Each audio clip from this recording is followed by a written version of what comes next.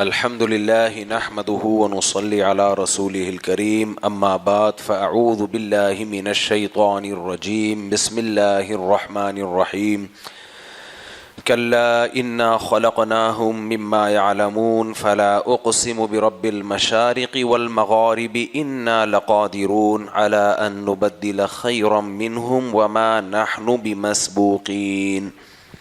سورہ معارج کی ان آیات پر کئی ہفتوں سے بلکہ کئی مہینوں سے درس چل رہا ہے۔ اللہ تعالیٰ نے قرآن مجید میں ارشاد فرمایا، ہم نے ان کو جس مادے سے بنایا ہے وہ ہمیں معلوم ہے۔ اس پر بیان چل رہا تھا پچھلے ہفتے کہ انسان کو فضیلت اس مادے کی وجہ سے نہیں ہے، میٹیریل کی وجہ سے نہیں ہے جس میٹیریل سے انسان کو بنایا گیا ہے۔ تو اب ظاہر ہے پھر کس بیس پہ فضیلت ہوگی؟ دو چیزوں کی بنیاد پہ انسان کو فضیلت ہے۔ ایک اصل میں تو ایک ہی چیز کی بنیاد پہ فضیلت ہے، وہ ہے عمل، اور عمل درست ہونے کے لیے ضروری ہے کہ اس کے پاس صحیح علم ہو۔ تو علم اور عمل یہ دو چیزیں جس کے پاس ہیں وہ ہے فضیلت والا شخص، اور جس کے پاس یہ دو چیزیں نہیں ہیں یا ہیں مگر غلط ہیں تو اللہ کی نظر میں اس کی کوئی حیثیت نہیں ہے۔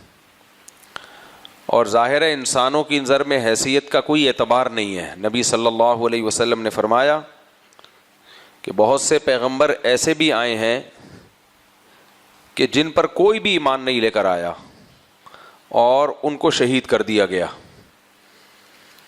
اب مجھے آپ بتاؤ، دنیا میں کوئی موٹیویشنل اسپیکر ہو، ان کی نظر میں کامیابی کی ایسی ڈیفینیشن ہو سکتی ہے کہ آپ کا جو ویژن تھا آپ اس کو پورا کرنے سے پہلے ہی دنیا سے چلے گئے؟ جب بھی یہ دنیا میں انگریزوں میں یا ہمارے جو پڑھا لکھا طبقہ ہے وہ سکسیس اور کامیابی کو جب ایکسپلین کر رہا ہوتا ہے تو کوئی ایکسپلینیشن میں ایسی مثال آپ کے سامنے ہے کہ فلاں کامیاب انسان تھا، اس نے ایک ہدف بنایا لیکن اس تک نہیں پہنچا اور کامیاب ہو گیا، تو آپ کہو گے بھائی جب جو اس کا ہدف تھا اس تک پہنچا ہی نہیں تو کامیاب کیسے ہو گیا؟ تو اس سے صاف پتہ چلتا ہے کہ اللہ کی نظر میں سکسیس یا کامیابی بالکل ایک ڈیفرنٹ چیز ہے، اور دنیا کی نظر میں کامیابی بالکل ایک بولو الگ چیز ہے۔ دونوں میں 180 ڈگری کا فاصلہ ہے۔ تبھی مذہبی لوگوں میں جو حقیقت میں مذہبی ہیں، خوب سمجھ لو، جب میں کہتا ہوں نا مذہبی تو مذہب کا گیٹ اپ مراد نہیں ہوتا۔ کچھ لوگ مذہبی گیٹ اپ لے کے گھوم رہے ہوتے ہیں، مذہبی ہوتے نہیں ہیں، نہ انہیں بات کرنے کی تمیز ہوتی ہے، حب جاہ حب مال کے مریض ہوتے ہیں، نہ ان کے پاس صحیح نالج ہوتی ہے، یا نالج ہوتی ہے تو جان کر حق چھپاتے ہیں۔ ایک اہم بات یاد رکھو، میرے بیان میں پوائنٹ ٹو بی نوٹڈ آتا رہتا ہے نا بیچ میں، میں نے 2-3 بیانوں میں ایک مثال دی تھی کہ کمزور کا ساتھ دو گے تو سب آپ کا ساتھ دیں گے، طاقتور کا ساتھ دو گے تو کوئی بھی آپ کا ساتھ نہیں دے گا، آپ بدنام ہو جاؤ گے۔ یہ مثال دی تھی نا۔ چاہے وہ کمزور ظالم بھی کیوں نہ ہو، لیکن رواج کیا ہے؟ جیسے میں نے ایک مثال دی تھی، بڑی گاڑی جب بائک والے کو ٹکر مار دے تو لوگ فیور گاڑی والے کو کر رہے ہوتے ہیں یا بائک والے کو؟ بائک والے کو، اور گاڑی والا پٹ رہا ہوتا ہے۔ کیا آپ نے اس وقت یہ تحقیق کی ہوتی ہے کہ غلطی گاڑی والے کی ہے یا بائک والے کی؟ کبھی لوگوں نے تحقیق کی ہوتی ہے؟ نہ۔ ایسے موقع پہ اگر کوئی شخص وہاں کھڑے ہو کر کہنا شروع کر دے کہ لوگوں غلطی بائک والے کی ہے، اور دلیل بھی دے، دیکھو یہ کیمرے سے پتہ چل رہا ہے غلطی بائک والے کی ہے، اس کو گاڑی والے کو مت مارو، تو پتہ ہے لوگ آپ کو کیا کہیں گے؟ لوگ کہیں گے اشرافیہ اور دولت کا بھوکا ہے اور طاقتور لوگوں سے اس کے تعلقات ہیں۔ تو یہ مائنڈ ہے لوگوں کا ایک ذہن ہے، یہ بنا ہوا ذہن ہے کہ حق کا ساتھ نہیں دینا، نہ ساتھ اس کا دینا ہے جس کے ساتھ دینے پر آپ کو لوگوں کی طرف سے ہمدردیاں ملتی ہیں۔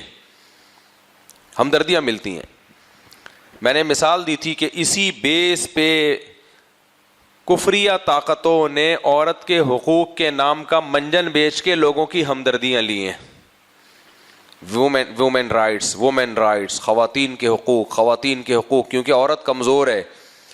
جب آپ کمزور کے حقوق کی آواز اٹھاؤ گے ساری دنیا آپ کا ساتھ دے گی. قطع نظر اس سے کہ بھائی یہ حقوق بنتے بھی ہیں کہ نہیں بنتے, اس سے طاقتور جو مرد ہے ایسا تو نہیں اس پہ ظلم ہونا شروع ہو جائے. نا نا نا نا, لوگ ساتھ ہمیشہ کس کا دیں گے؟ کمزور کا. نہیں یقین آتا کہیں جھگڑا دیکھ لو, کہیں بھی ایئرپورٹ پہ یا کسی بھی پبلک کی جگہ پہ کسی مرد کا کسی خاتون سے پھڈا ہو رہا ہو, آپ کے اپنے رشتہ دار بھی نا اس خاتون کا ساتھ دینا شروع کر دیں گے. یہ نہیں دیکھتے کہ اس میں غلطی کس کی ہے. تو یہ ایک ذہن ہے, ایک یوں سمجھو کہ نفسیات ہے لوگوں کی.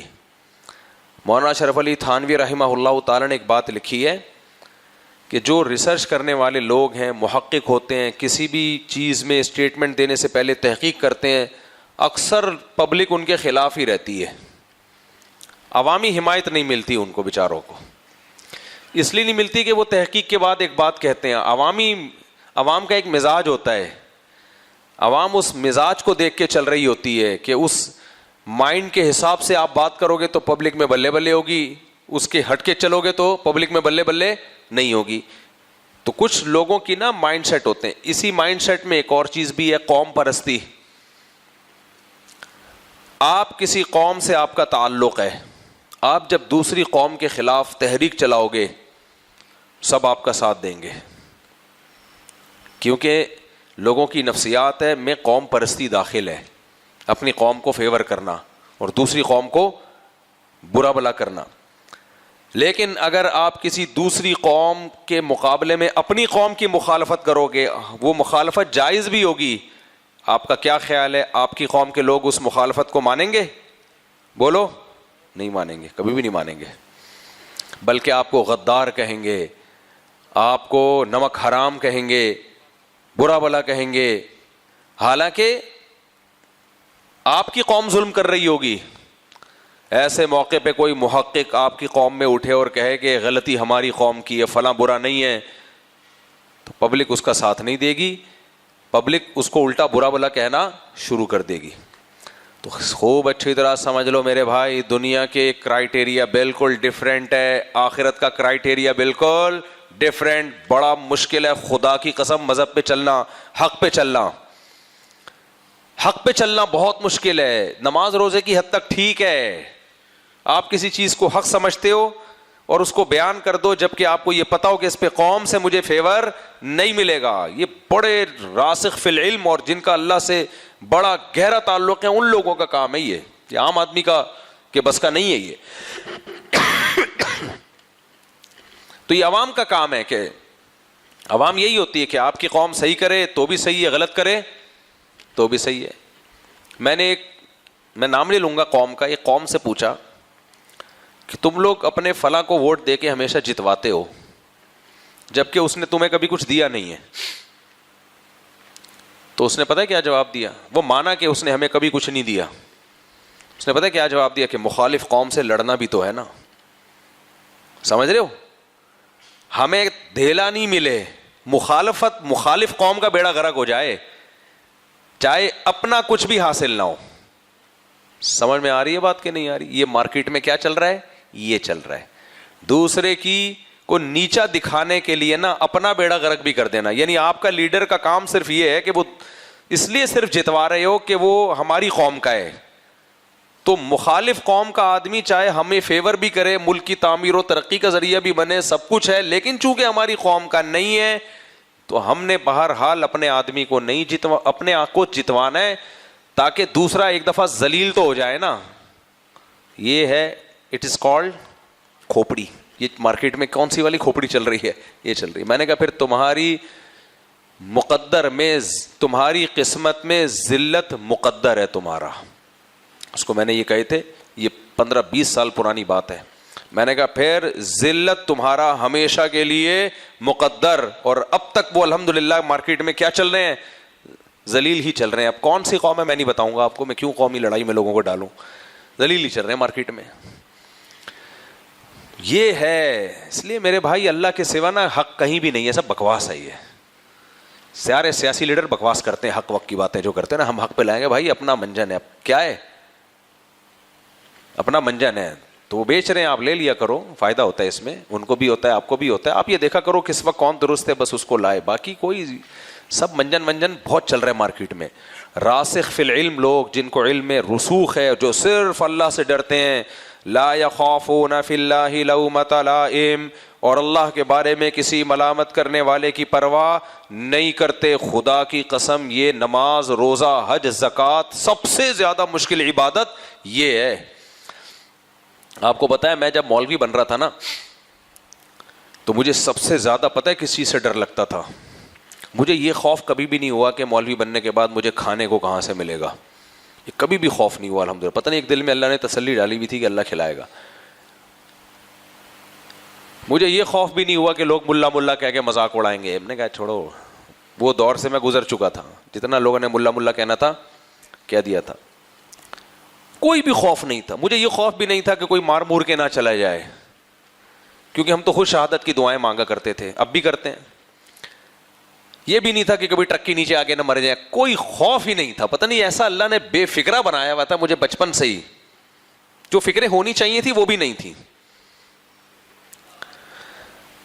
لیکن ایک مجھے ہوتا تھا بس اپنے بارے میں, ایک چیز کا خوف, وہ یہ کہ میں مولوی بن رہا ہوں. جب انسان مولانا بنتا ہے, عالم بنتا ہے, بیانات میں پہلے سے ہی کرتا تھا, تو لوگوں میں مقبولیت بڑھتی ہے, تو ایک خطرہ بہت ہوتا ہے کہ بہت مواقع پر ایسا ہوتا ہے کہ آپ کو حق بولنا آپ پر ضروری بن جاتا ہے, اور مصلحت کا تقاضا بھی ہوتا ہے. بعض دفعہ حق کا پتہ تو ہوتا ہے آپ کو, لیکن اس کا بیان کرنا مصلحت سے خالی ہوتا ہے, تو اس وقت خاموشی اختیار کرنی چاہیے. ہر حق بیان کرنے کا نہیں ہوتا, اس میں بھی کوئی پرابلم نہیں ہے بھائی, وہ حق موقع نہیں ہے بیان کیا جائے. بعض دفعہ آپ کو حق کا پتہ ہوتا ہے اور اس کا موقع بھی ہوتا ہے, لیکن آپ کو یہ پتہ ہوتا ہے کہ اس سے میری عزت کم ہو جائے گی. خدا کی قسم یہ بڑا مشکل پوائنٹ ہوتا ہے کہ آپ کے اپنے آپ سے ناراض ہو جائیں اور آپ کی عزت اس میں جانے کا خطرہ ہو. یہ بڑا مشکل موقع ہوتا ہے کہ ایسے موقع پہ انسان حق بیان کر دے. تو اس لیے اگر میں نے زندگی میں اپنے لیے سب سے زیادہ کوئی دعا مانگی ہوگی نا اس نوعیت کی دعاؤں میں, تو ان میں کہ اللہم اجعلنا من الذین لا یخافون فیک لومۃ لائم. قرآن کے الفاظ ہیں کہ اے ایمان والو, اگر تم دین سے ہٹو گے, پیچھے ہٹ جاؤ گے, تو اللہ ایسی قوم کو پیدا کرے گا یحبونہم ویحبہم, یحبونہ ویحبہم, اللہ ان سے محبت کرے گا اور وہ اللہ سے محبت کریں گے. ولا یخافون فی اللہ لومۃ لائم, اور اللہ کے دین کے معاملے میں یا حق کے معاملے میں کسی ملامت کرنے والے کی پرواہ نہیں کریں گے. یہ اللہ کے قرآن میں الفاظ ہیں. کیا مطلب, اس کو سمجھنے کی ضرورت ہے. اللہ نے فرمایا یا ایھا الذین آمنوا, اے لوگو جو ایمان لائے ہو, من یرتد منکم عن دینہ, جو دین سے پیچھے ہٹے گا, جو دین سے پیچھے ہٹنے کے مختلف درجات ہیں. بالکل ہی کافر ہو جائے, اسلام چھوڑ دے, یہ بھی دین سے پیچھے ہٹنا ہے. یہ بھی دین سے پیچھے ہٹنا ہے کہ آپ اسلام پر مکمل عمل کرتے تھے مگر اسلام تو نہیں چھوڑا, مگر نماز, روزہ, حج, زکوٰۃ چھوڑ دیا آپ نے, اسلامی احکام چھوڑ دیا آپ نے. یہ بھی دین سے پیچھے ہٹنا ہے. دین سے پیچھے ہٹنے کا ایک درجہ یہ بھی ہے کہ 100% اسلام پہ عمل کیا کرتے تھے, اب آدھا عمل کرنا شروع کر دیا. کوئی گناہ نہیں کرتے تھے, کرنا شروع کر دیا. تو ارتداد کلی ہو یا جزوی ہو, سب اس میں داخل ہے. تو اللہ نے کیا کہا کہ فسوف یأتی اللہ بقوم یحبہم ویحبونہ, تو کوئی بات نہیں, تم پیچھے ہٹ جاؤ, اللہ ایسے لوگوں کو پیدا کر دے گا جو اللہ سے محبت کریں گے اور اللہ ان سے محبت کرے گا. اب دیکھو آیت کا انداز کتنا عجیب ہے. ہونا یہ چاہیے کہ اللہ تعالیٰ یوں بتائیں کہ اے ایمان والو, تم میں جو دین سے پیچھے ہٹے گا تو اللہ ایسے لوگوں کو پیدا کر دے گا جو دین سے پیچھے نہیں ہٹیں گے. یہ ہونا چاہیے نا انداز بیان. بھائی جو یہ ہم کہہ رہے ہوتے ہیں ایک مزدور کو آپ نے کام دیا کہ یار یہ بوری یہاں سے اٹھا کے یہاں رکھ دو, وہ نہیں رکھ رہا, آپ کہو بھائی تو نہیں رکھے گا میں اس سے رکھوا لوں گا, یہی کہو گے نا آپ؟ کیا خیال ہے بھائی, کیا ہو گیا؟ آپ لوگ تو ویسے بور بیٹھے ہوئے ہو یار. کیوں؟ مجھے خوشی ہوتی ہے خدا کی قسم. خوشی پتہ ہے کیا ہوتی ہے؟ کل کسی کا فون آیا کہ مفتی صاحب 80% لوگ جو آپ کے فینس تھے آپ کو درباری اور اسٹیبلشمنٹ کا پتہ نہیں کیا کیا کہہ رہے ہیں. میں نے کہا یار میں اپنے لیے ایک دعا کیا کرتا تھا, لا یخافون فی اللہ لومۃ لائم. وہ جو میں آیت کی تشریح کر رہا تھا نا, کہ آیت کی تشریح کر رہا تھا کہ اللہ تعالیٰ نے کیا فرمایا, تم اگر دین سے پیچھے ہٹو گے تو اللہ ایسے لوگوں کو پیدا کر دے گا جو اللہ سے محبت کریں گے. تو میں اس آیت کو ایکسپلین کر رہا تھا. ادھر توجہ ہے کہ نہیں ہے؟ دیکھو ہونا یہ چاہیے, کوئی مزدور کام نہیں کر رہا, بوریاں اٹھا کے نہیں رکھ رہا, تو آپ کہ تو نہیں کرے گا تو میں یہ بوریاں کسی اور سے اٹھوا لوں گا, یہ ہونا چاہیے نا طرز بیان. تو قرآن کو بھی یہ کہنا چاہیے اے ایمان والو تم حق بیان نہیں کرو گے یا دین سے پیچھے ہٹو گے تو میں ایسے لوگ پیدا کروں گا جو دین سے پیچھے نہیں ہٹیں گے, یہ ہونا چاہیے نا. لیکن قرآن نے یہ نہیں کہا. قرآن نے کہا تم اگر دین سے پیچھے ہٹو گے تو میں ایسے لوگ پیدا کروں گا جو اللہ سے محبت کریں گے. یہ عجیب سا طرز کلام ہو گیا کہ نہیں ہو گیا؟ کہ دین سے پیچھے ہٹو گے تو میں ایسے لوگ پیدا کروں گا جو اللہ سے محبت کریں گے. وجہ کیا ہے؟ پیچھے ہٹنے کی بیس دلائل کی کمزوری نہیں ہے, محبت کی کمی ہے. جب انسان جس سے محبت کرتا ہے نا, نہیں چاہتا کہ یہ میرے خلاف ہو, تو ہوتا یہ ہے کہ جب عالم کے سامنے پبلک اور اللہ دونوں میں ٹکراؤ ہو تو جس سے محبت ہوگی وہ اس کی ملامت کی پرواہ کرے گا, جس سے محبت نہیں ہوگی اس سے ملامت کی پرواہ نہیں کرے گا. سمجھ میں آئی بات کہ نہیں آئی ہے؟ یہ بہت بڑی آزمائش ہے. تو میں نے ہمیشہ اپنے لیے دعا مانگی کہ جب مولانا بن رہا تھا نا, کیونکہ بعض جگہ پہ حق بیان کرنا پڑتا ہے, آدمی مداہنت میں آ جاتا ہے. مداہنت دہن تیل کو کہتے ہیں عربی میں, پھسلن پیدا ہو جاتی ہے اس میں. کہتا ہے یار یہ میں نے بتا دیا تو میں تو بدنام ہو جاؤں گا. جیسے آپ عورت کے حقوق پہ بات کرو آپ بدنام نہیں ہوگے, سب آپ کے ساتھ ہوں گے. آپ ان حقوق پہ بات کرو جو عورت کو مل رہے ہیں لیکن وہ بنتے نہیں ہیں. خدا کی قسم اس پہ بولنا بہت مشکل ہے. بین الاقوامی دنیا بھی آپ کے خلاف ہو جائے گی اور پبلک بھی آپ کے خلاف, خود آپ کے اپنے گھر والے آپ کے خلاف. آج کتنے میں نے موٹیویشنل اسپیکر کو دیکھا ہے صرف مکھن لگانے کے لیے عورتوں کے حقوق کی بات کر رہے ہوتے ہیں. ان کو پتا ہوتا ہے کہ یہ حقوق وہ ہیں جو ہم گھر میں اپنی بیوی کو نہیں دے سکتے, اس کو دے دیا نا یہ حقوق تو وہ ہمارا باپ بن جائے کہ ہمیں گھر سے نکال دے گی. بیلنس بات کرنا, بیلنس, یہ بہت مشکل کام ہے. سمجھتے ہو کہ نہیں سمجھتے؟ یہ غامدی صاحب کیوں اولاد کے حقوق بیان کرتے ہیں پتہ ہے آپ کو؟ غامدی صاحب نے کہہ دیا نا کہ ماں باپ کی اطاعت لازم نہیں ہے. بولا کہ نہیں بولا؟ کیونکہ زیادہ تر نوجوان یہی سننا چاہتے ہیں کہ ہم پر اپنے ماں باپ کی اطاعت لازم نہیں ہے. تو انہوں نے پھینک دی مارکیٹ, چلا دی مارکیٹ میں ایک بات. اس پہ کتنے اچھے اچھے کمنٹس آ رہے ہیں کیونکہ نوجوان یہی سننا چاہتا ہے. آزادی سب کو پسند ہے. غامدی صاحب نے بول دیا کہ جی ماں باپ کے ساتھ حسن سلوک کا حکم ہے. ابے بھائی یہ تو انگریز بھی بولتا ہے حسن سلوک کا حکم ہے. ماں باپ کے ساتھ کیا پڑوسیوں کے ساتھ بھی حسن سلوک کا حکم ہے. ہر ایک کے ساتھ حسن سلوک کا حکم ہے یا نہیں ہے؟ پولیس والوں کے ساتھ بھی حسن سلوک کا حکم ہے, فوجیوں کے ساتھ بھی ہے, غلاموں کے ساتھ بھی ہے, مولا کے ساتھ بھی ہے. کون سا آپ نے ماں باپ کے لیے آپ نے کوئی نئی چیز لے کر آئے ہو مارکیٹ میں؟ اصل چیز جو ماں باپ کو دوسرے سے جدا کرتی ہے, ماں باپ کی غلامی میں آنا پڑے گا, ہاں غیر شرعی چیزوں میں نہیں. اصل یہ ہے, اس پہ نوجوانوں کو تکلیف ہوتی ہے. اب بتاؤ ماں باپ کی تعداد زیادہ ہے یا نوجوانوں کی تعداد زیادہ ہے؟ ظاہر ہے جوان لوگوں کی تعداد زیادہ ہے. تو خوش کس کو کیا جا رہا ہے؟ جوانوں کو خوش. تو ہر باطل کے پیچھے نا کمزوروں کے حقوق کا ایک لیبل ہوتا ہے. جتنے بھی باطل لوگ ہوتے ہیں وہ کمزوروں کے حقوق بیان کرتے ہیں, جن لیبل پھر وہ ہمدردیاں لیتے ہیں. غامدی صاحب کا کل ایک کلپ طلاق کے مسائل میں, یہ جو مولویوں نے طلاق کے فضول کے مسائل بنائے ہوئے ہیں, بھائی طلاق سوچ سمجھ کے ہوتی ہے, اور پھر طلاق سے پہلے ایک شریعت نے پروسیس بیان کیا ہے, یہ ہوتی ہے. پھر اس میں حکومت کو قانون سازی کی بھی اجازت ہے کہ حکومت اگر کوئی لا بنا دیتی ہے طلاق کے بارے میں تو اس لا کو بھی فالو کرنا پڑے گا. سب نے لکھا یہ ہیں، دیکھو مولویوں نے لوگوں کے گھر اجاڑ دیے، کیونکہ کوئی بھی نہیں چاہتا کہ میں منہ سے غصے میں طلاق نکالوں اور وہ ہو جائے. ہر شخص یہ چاہتا ہے کہ میں نکالوں تو میری مرضی ہو کہ میں اس کو ہوں یا نہیں ہوں. کیا خیال ہے؟ میں نے چھوڑنا ہوگا تو میری مرضی، میں اس کو طلاق کو کنسیڈر کروں گا، نہیں چھوڑنا ہوگا تو کاؤنٹ نہیں کروں گا. تبھی نیچے اتنے کمنٹس. باہر ملکوں میں غامدی صاحب کو بہت فالو کیا جاتا ہے، امریکہ کینیڈا وغیرہ میں، کیونکہ وہ لوگ اسی ٹائپ کا اسلام چاہتے ہیں جس دو آزادیوں سے، جو ہر طرح کی پابندیوں سے پاک اسلام ہو. سمجھ رہے ہو کہ نہیں سمجھ رہے؟ اب میرے جیسے فنڈامنٹلسٹ مولوی کے پاس جب کوئی طلاق دے کے آئے گا، غصے میں جتنا اچھلتا کود رہا ہو، کلابازیاں کھا رہا ہو، بچے رول رہے ہو، بیوی چیخو پکار کر رہی ہو، میرے اندر یہ جرت نہیں ہے کہ میں اس کو بول دوں کہ طلاق واقع نہیں ہوئی. میرے اندر یہ جرت نہیں ہے. سمجھ میں آ رہی ہے بات؟ تبھی پھر وہ کہے گا اس سے نہیں پوچھو، یہ فتویٰ اہل حدیثوں سے جا کے لو. ٹھیک ہے نا؟ یہ فتویٰ کس سے لو؟ اہل حدیث. وہ فتویٰ غامدی سے لو، فلانے سے لو، ڈمکانے سے لو. تو وجہ اس کی یہی ہے میرے بھائی، سب سے بڑی آزمائش مفتی کے لیے یہ ہوتی ہے کہ وہ لوگوں کی ملامت کی پرواہ کرتا ہے یا پرواہ نہیں کرتا. یہ بہت مشکل مسئلہ ہے، بہت مشکل مسئلہ ہے. اس میں حق پہ قائم رہنا بڑا مشکل ہے.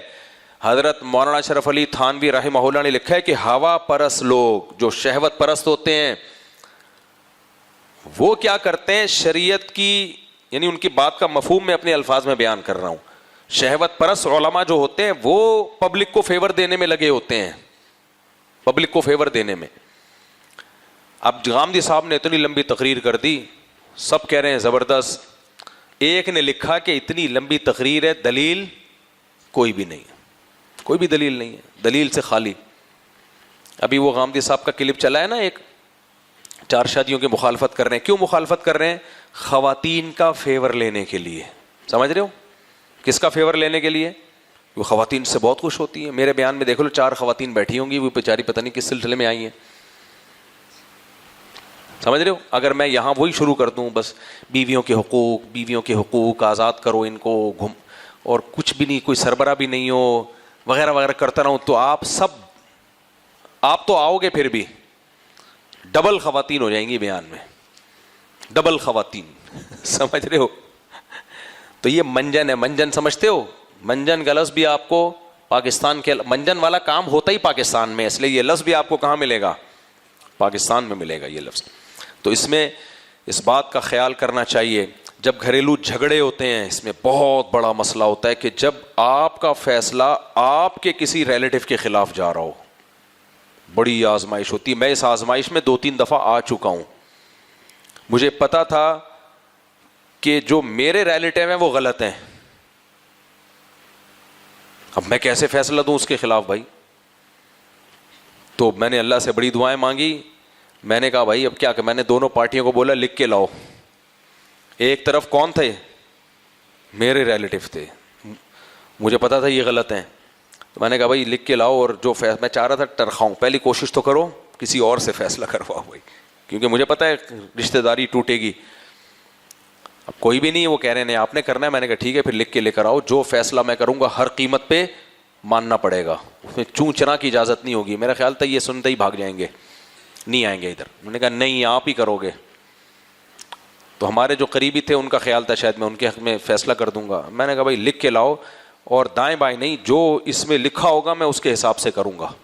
تو وہ لکھ کے لائے، تو ہم نے فتویٰ ان کے خلاف دے دیا جو ہمارے اپنے ریلیٹو تھے. وہ اتنا غضبناک ہوئے.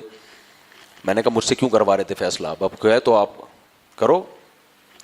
تو یہ بہت مشکل کام ہوتا ہے انسان کا ایسے موقع پہ کسی اپنے کے خلاف جانا، کسی اپنے کے خلاف جانا.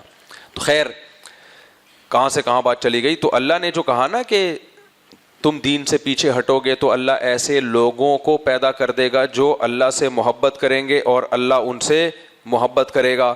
آگے اللہ کے الفاظ ہیں کہ لا یخافون فی اللہ لومۃ لائم، وہ اللہ کے بارے میں کسی کی ملامت کی پرواہ نہیں کریں گے. یہ بہت زبردست الفاظ ہیں.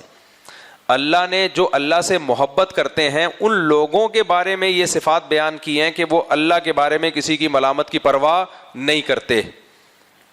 یہ ان کی صفات اللہ نے بیان کی ہیں. وجہ کیا ہے؟ ملامت جو ہے نا ایک ایسی چیز ہے کہ انسان محبوبہ کے لیے، عاشق اپنی معشوقہ کے لیے تو بدنامی برداشت کر لے گا، ورنہ انسان کو جتنی عزت جتنی پیاری ہوتی ہے نا، اتنی دنیا میں کوئی چیز پیاری نہیں ہوتی. اکثر عاشقوں کی بےزتی آپ نے سنی ہوگی، عاشقوں کے علاوہ کسی کی بےزتی ہوتی ہے؟ بھائی عاشق لوگ جو ہے نا، عاشق، وہ ایک متنبی کا شعر ہے مجھے یاد آ رہا ہے بڑا زبردست. یا لائمی کف الملام عن الذی اضناہ طول سقامہ وشقائہ عدل العوادل حول قلب التائہ وہو الاحبۃ منہ فی سودائہ. متنبی نے ایک شعر کہا ہے، متنبی کہہ رہا ہے جیسے کسی عاشق کی مثال بیان کی، اس عاشق کو محبت ہو گئی کسی معشوقہ سے. اب یہ مثال آپ کو ایک زبردست سمجھ میں آئے گی نا. اب تک سارا بیان ایک طرف، اب آپ کی توجہ بھی اس طرف ہو گئی ہے اور اب بات سمجھ میں آنا آپ کے شروع ہو گئی. تو شاعر کہتا ہے کہ بھائی تو مجھے ملامت کر رہا ہے عشق کی وجہ سے کہ مجھے فلاں سے عشق ہو گیا ہے اور بدنام ہو رہا ہے. جس کو عشق ہوتا ہے وہ گلی محلے کے چکر لگاتا ہے نا، بدنام پہلے زمانے میں تو ہوتا تھا، اب تو ہوتا ہی نہیں بدنام. اب تو بےغیرتی ماشاءاللہ ایسی عروج پہ پہنچ چکی ہے کہ بےغیرتی کے کاموں پہ انسان کو عزت ملتی ہے. جتنا بڑا بےغیرت ہوگا لوگ کہیں گے ان سے ملیے. اب تو مجھے لگ رہا ہے بےغیرت کا لفظ بھی اب گالی کے بجائے عزت کا لفظ بن جائے گا. آپ کی بیٹی کے لیے رشتہ ہے، بندہ بڑا بےغیرت ہے، لوگ کہیں گے یار فوراً کرو شادی، بےغیرت ہے نا. تو یہ زمانہ ایسے چینج ہو رہا ہے، زمانہ کیا ہو رہا ہے؟ چینج ہو رہا ہے. تو اگر کہہ دیں نا غیرت مند ہے تو فنڈامنٹلسٹ ہے، بنیاد پرست ہے، پتہ نہیں رسی سے باندھ دے گا، کیا کرے گا، پردہ کروائے گا، یہ کرے گا وہ کرے گا. جب وہ کہتے ہیں نا میں پردہ نہیں کرواؤں گا، میں اسکرٹ پہنا کے گھماؤں گا، سلیو لیس کپڑے پہناؤں گا، اگر اس کو نائٹ کلب میں جا کے ڈانس ماس کرنا ہے تو وہ بھی میری طرف سے پرمیشن. اگر اس کا کوئی پرانا بوائے فرینڈ ہے یا کلاس فیلو ہے، اس گروپ کو جوائن کیا ہوا ہے واٹس ایپ کے اس گروپ میں، اس میں یہ گپ شپ لگاتی ہے، میں پراؤڈ مائنڈیڈ آدمی ہوں، نو میٹر. تو ایسا داماد سب کو پسند. کتنا اچھا داماد. تو اسی کو تو بغیرت کہتے ہیں. کیا خیال ہے بھائی؟ اسی کو کیا کہتے ہیں؟ بغیرت کہتے ہیں. اور وہ کہے میں پردہ کراؤں گا، میں جو ہے ٹھیک ہے گھماؤں گا پھراؤں گا اپنے ساتھ، لیکن پردے کی پابندی کے ساتھ اور وغیرہ وغیرہ. تو اس کو کہتے ہیں بنیاد پرست ہے، حالانکہ وہ غیرت مند ہے. تو یہ کافر کا جب سے دنیا میں رواج ہوا ہے نا، اس نے معیارات ہی چینج کر دیے ہیں اچھے اور برے کے. تو وہ شاعر نے کہا ہے کہ یا لائمی کف الملام عن الذی اغناہ طول سقامہ وشقائہ. وہ کیا زبردست بات کی ہے. کہتا ہے دیکھو مجھے عشق ہو گیا اور لوگ آ کے مجھے ملامت کرتے ہیں، ابے تو سنا ہے سیٹ ہو گیا فلانی کے ساتھ، تو فلانی ڈمکانی کے ساتھ سیٹ ہو گیا، ابے کیا بے شرم آدمی. تو کہتا ہے مجھے ملامت مت کرو، کوئی فائدہ نہیں ہے، یہ مس کالیں ہیں سب ضائع ہو رہی ہیں، میری صحت پہ کوئی فرق پڑنے والا نہیں. ہمارے حضرت یہ شعر اللہ کی محبت میں پڑھا کرتے تھے. اللہ کی محبت، کہ اللہ کی اتنی محبت پیدا کر لو کہ یہ سب آپ کو مس کالیں لگیں. یہ کیا لگیں؟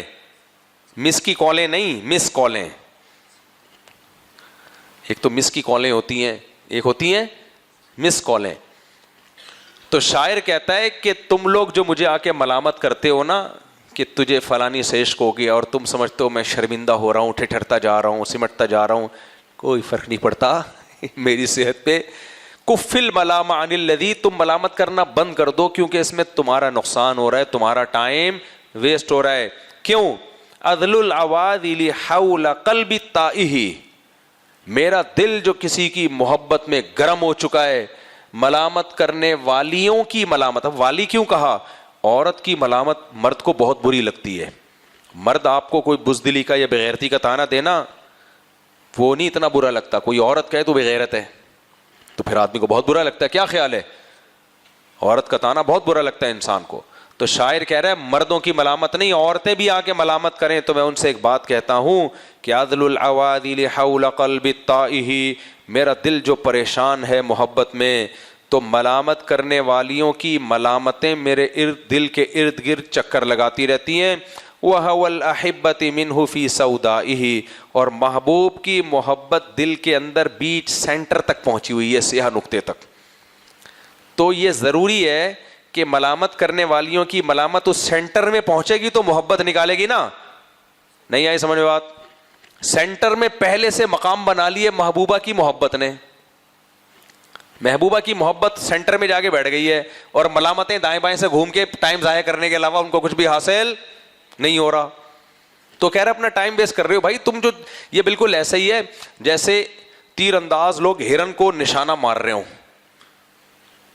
ہرن کو کیا کر رہے ہوں, ایک تیر دوسرا تیر, اور ایک عقل مند کو پتا ہے کہ وہ ہرن نہیں ہے, وہ ہرن کا سایہ ہے, ہرن کہیں اور ہے. تو کہیں گے ابے تم کمبختو, جدھر کو تیر مار رہے ہو وہاں ہرن ہے ہی نہیں, تو تیر ضائع کر رہے ہو, دائیں بائیں سے گزر کے جا رہا ہے وہ. خام خواہ میں تیر مہنگا کرو گے مارکیٹ میں, جاؤ کوئی اور کام کرو, کیونکہ جدھر تم تیر مار رہے ہو وہاں ہرن نہیں ہے, اور جہاں ہرن ہے وہاں تیر کا وہاں تک پہنچنے کا راستہ ہی نہیں ہے. تمہیں اس کا عکس نظر آ رہا ہے ہرن کا. تو ہمارے حضرت یہ فرمایا کرتے تھے اللہ کی محبت دل کے بیچ میں اتنی قرار دے دو, اتنی پاورفل محبت ہونی چاہیے کہ پھر اس محبت کی بیس پہ اگر آپ کوئی کام کرتے ہو, لوگ ملامت کرتے ہیں تو ان کی ملامتیں سائڈوں سے طواف کر کے نکل لیں پتلی گلی سے. تو ان کو یہ سمجھا دو کہ بھائی اس ملامت کا ہماری صحت پہ کوئی فرق نہیں پڑتا. تو میں آپ کو بتا رہا تھا لوگ قومیت میں قوم پرستی کا ساتھ دیتے ہیں, تباہ برباد کر دیا قوموں نے. اور یہ یورپین میں بھی ہے. یہ میں مثال دے رہا تھا نا کسی سے, میں نے کہا تم اپنی قوم کے فلاں آدمی کو ووٹ دیتے ہو, اس نے تمہیں دیا کیا ہے؟ اس نے مانا کہ کچھ نہیں دیا, لیکن کہتے ہیں ہم نے اصل میں دوسری قوم سے مقابلہ بھی تو کرنا ہے, بس دوسری قوم کے بوجھ نے اپنا بیڑا غرق کروا دیا. اسلام نے آ کے جو چیز سب سے اچھا, یہ اس کو کہتے ہیں عربی میں عصبیت. کیا کہتے ہیں اس کو عربی میں؟ عصبیت. یہ عصبیت صرف قوم میں نہیں ہوتی, یہ خاندانوں میں ہوتی ہے, یہ سیاسی جماعتوں میں بھی ہوتی ہے, اور یہ مذہبی لوگوں میں بھی ہوتی ہے. آپ کسی سے بیعت ہو گئے, کسی پیر و مرشد سے, آپ نے ایسا کلمہ پڑھ لیا اس کا کہ جو مرضی ہو جائے آپ نے اس کو غلط نہیں قرار دینا کسی چیز میں. یہ بھی ہوتا ہے. میں جانتا ہوں ایسے لوگوں کو, اپنے کسی پیر سے بیعت ہوئے, اب اس پیر کے بارے میں کچھ چیزیں سامنے آنا شروع ہوئیں, بھائی یہ غلط ہے, لیکن اس میں اختلاف رائے ہو سکتا تھا. ہم نے کہا چلو اس میں تعویل بنتی ہے. پھر جائی وہ پیر صاحب پکڑے جا رہے ہیں باقاعدہ. سمجھ میں آ رہی ہے بات؟ وہ پیر صاحب, اب کیا بتاؤں کس چیز میں پکڑے جا رہے ہیں. پکڑے جانے کا مطلب آپ کو پتہ ہی ہوگا کیا پکڑے جا رہے ہیں. ان کے مریدین سے میں نے کہا اب تو پکڑے گئے ہیں. انہوں نے کہا بھائی ہو سکتا ہے ایک گناہ ہو گیا ان سے انسان. تو میں نے تعویل کی, میں نے کہا چلو یار انسان ہیں تو پیر صاحب بھی آدمی ہیں, انسان ہے, غلط گناہ ہو سکتا ہے, توبہ کر لیو. دوبارہ پکڑے جا رہے ہیں, تیسری دفعہ پکڑے. میں نے کہا بس کر دے یار. نہیں, چپکے ہوئے ہیں پیر صاحب کے ساتھ. یہ دوسرے سلسلوں کی بات نہیں کر رہا, ہمارے ہی سلسلوں کی بات کر رہا ہوں, دیوبندیوں میں. اب آپ کو دماغ خراب کرنے کی ضرورت نہیں, کس پیر کی بات ہو رہی ہے, پازیٹیو سوچا کرو. جدھر آپ کا دماغ جا رہا ہے ان کے علاوہ کی بات ہو رہی ہے. سمجھ رہے ہو؟ نہیں جی ایسا پھنسیں گے. ابے تم نے پیر کو خدا کی وجہ سے پیر بنایا ہے, یہ خدا پر ایمان پیر کی وجہ سے لے کر آئے ہو. پہلے اللہ ہے نا, پہلے کون ہے؟ اللہ. ابھی میں امریکہ میں تھا, ایک انگریز کا پتہ چلا مسلمان ہوا, ابھی نہیں 1-1.5 مہینے پہلے امریکہ گیا ہوا تھا. اچھا وہ مسلمان ہو کے بیچارہ کہیں پھنس گیا بدعتیوں میں. مسلمانوں میں پھنس گیا, کس میں؟ بدعتیوں میں پھنس گیا وہ بیچارہ. اور وہ بدعتیوں لوگوں نے جو ہے وہ نبی صلی اللہ علیہ وسلم کو مشکل کشا, حاجت روا اور ایسی شرکیہ نعتیں انگلش میں. وہ انگریز واپس مرتد ہو گیا. تو جس نے مجھے یہ واقعہ سنایا انہوں نے کہا کہ وہ کہہ رہا تھا کہ عیسائیت کو میں نے چھوڑا اسی وجہ سے تھا کہ انہوں نے اللہ کو چھوڑ کر عیسیٰ ابن مریم کو زیادہ ویلیو دینا شروع کر دی. ہر وقت عیسیٰ ابن مریم کا نام لیں گے, اللہ تو ہے ہی نہیں. اللہ صرف اوہ مائی گاڈ, اتنا اللہ گاڈ اتنا نام آتا ہے. باقی چرچوں میں تو عیسیٰ ابن مریم, مسیح ابن مریم کے فضائل چل رہے ہوتے ہیں اور انہی سے مانگ رہے ہوتے ہیں. کہہ رہے جب میں تو اسلام میں اس لیے آیا تھا کہ یہاں سپیریئر کس کو سمجھا جاتا ہے؟ اللہ کو. تو کہتے ہیں میں نے کہا جس اللہ نے ہمیں بنایا, جس گاڈ نے ہمیں بنایا, جو ہمیں رزق دیتا ہے, جس کے ہاتھ میں ہماری تقدیریں ہیں, تو اسلام میں مجھے یہ چیز نظر آئی. لیکن جب میں نے مسلمانوں کو دیکھا تو مجھے ان میں اور اپنی مسیحیوں میں کوئی فرق نہیں لگا. اب یہ اس کی غلطی تھی کہ بھائی ایک ٹولے کو کیوں دیکھ رہے ہو, اور بھی تو ذرا تحقیق کرو, خالی یہی تو نہیں ہے. تو یہ کیا ہے؟ یہ بھی ہماری, یہ پیروں کی صورت میں بھی ہمارے یہاں پائی جاتی ہے یہ چیز. پیر صاحب ہو گئے وہ کچھ بھی ہو جائے. دیکھو ایک تو پیر کا ظرف بہت بڑا ہونا چاہیے. جو پیر جس سے آپ بیعت ہونے کے بعد آپ کو لگے یہی دنیا میں ٹھیک ہے, باقی سارے منجن بیچ رہے ہیں, اس کا مطلب یہ ٹھیک نہیں ہے. سمجھ رہے ہو کہ نہیں سمجھ رہے؟ اس کا مطلب یہ ٹھیک نہیں ہے. یہ نہیں ہو سکتا کہ بس یہی آپ اسی پر ایمان اترا ہے, قرآن اترا ہے, باقی سب آپ کو برے لگنا شروع ہو جائیں. ایسے کسی شخص کو نہیں فالو کرنا چاہیے. تو میں وہ پیر کی بات بتا رہا تھا, میں نے کہا بھائی یہ پکڑے گئے ہیں, پکڑے جا رہے ہیں, نا لگے ہوئے ہیں, خلافتیں چل رہی ہیں, ایسی عقیدت کی اندھی چادر. تو لا یخافون فی اللہ. ایک پیر تھا ہمارے حضرت مفتی رشید احمد صاحب کے دور میں, اس میں آہستہ آہستہ اتنا بیچارے کا دماغ کھسک گیا تھا. انسان کا دماغ پتہ ہے کب کھسکتا ہے؟ جب صبح و شام اپنی تعریفیں دوسروں سے سنے, وہ مخالفت میں کوئی بات ہی نہ سنے. تو اس سے انسان کو اپنے بارے میں یہ وہم ہونے لگتا ہے کہ شاید میں بہت نیک ہوں. میں کیا ہوں؟ میں بہت نیک آدمی ہوں, کچھ تو ہے. تو یہ بہت خطرناک چیز ہے, بڑے بڑے لوگوں کے دماغ کو کیا کر دیتی ہے؟ یہ خراب کر دیتی ہے. تو وہم ہونے لگتا ہے کہ میں, بعض خواتین کو یہ شک ہوتا ہے میں بہت خوبصورت ہوں, بس ان کو دو چار لوگوں نے خواتین نے تعریف کر دی ہوتی ہے, وہ بس میرے سے زیادہ حسین دنیا میں کوئی ہے ہی نہیں.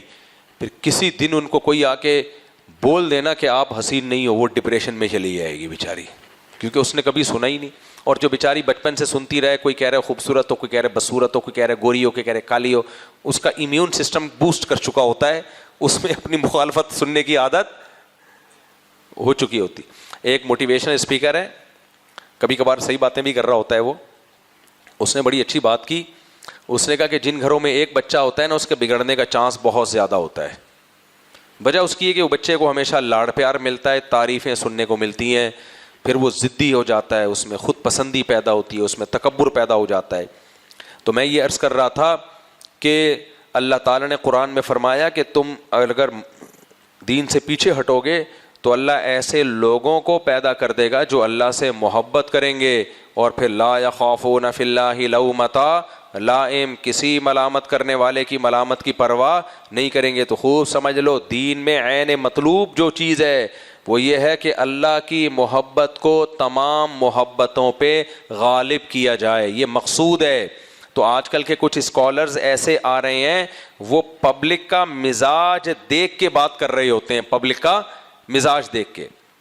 پبلک کے سامنے وہ بات کرو جس سے پبلک خوش ہوگی, خواتین کے سامنے وہ بات کرو جس سے خواتین خوش ہوں گی, فیور ملے گا. بھائی وہ بات کرو جو برحق ہے, چاہے وہ خوش ہوں چاہے وہ ناراض ہوں.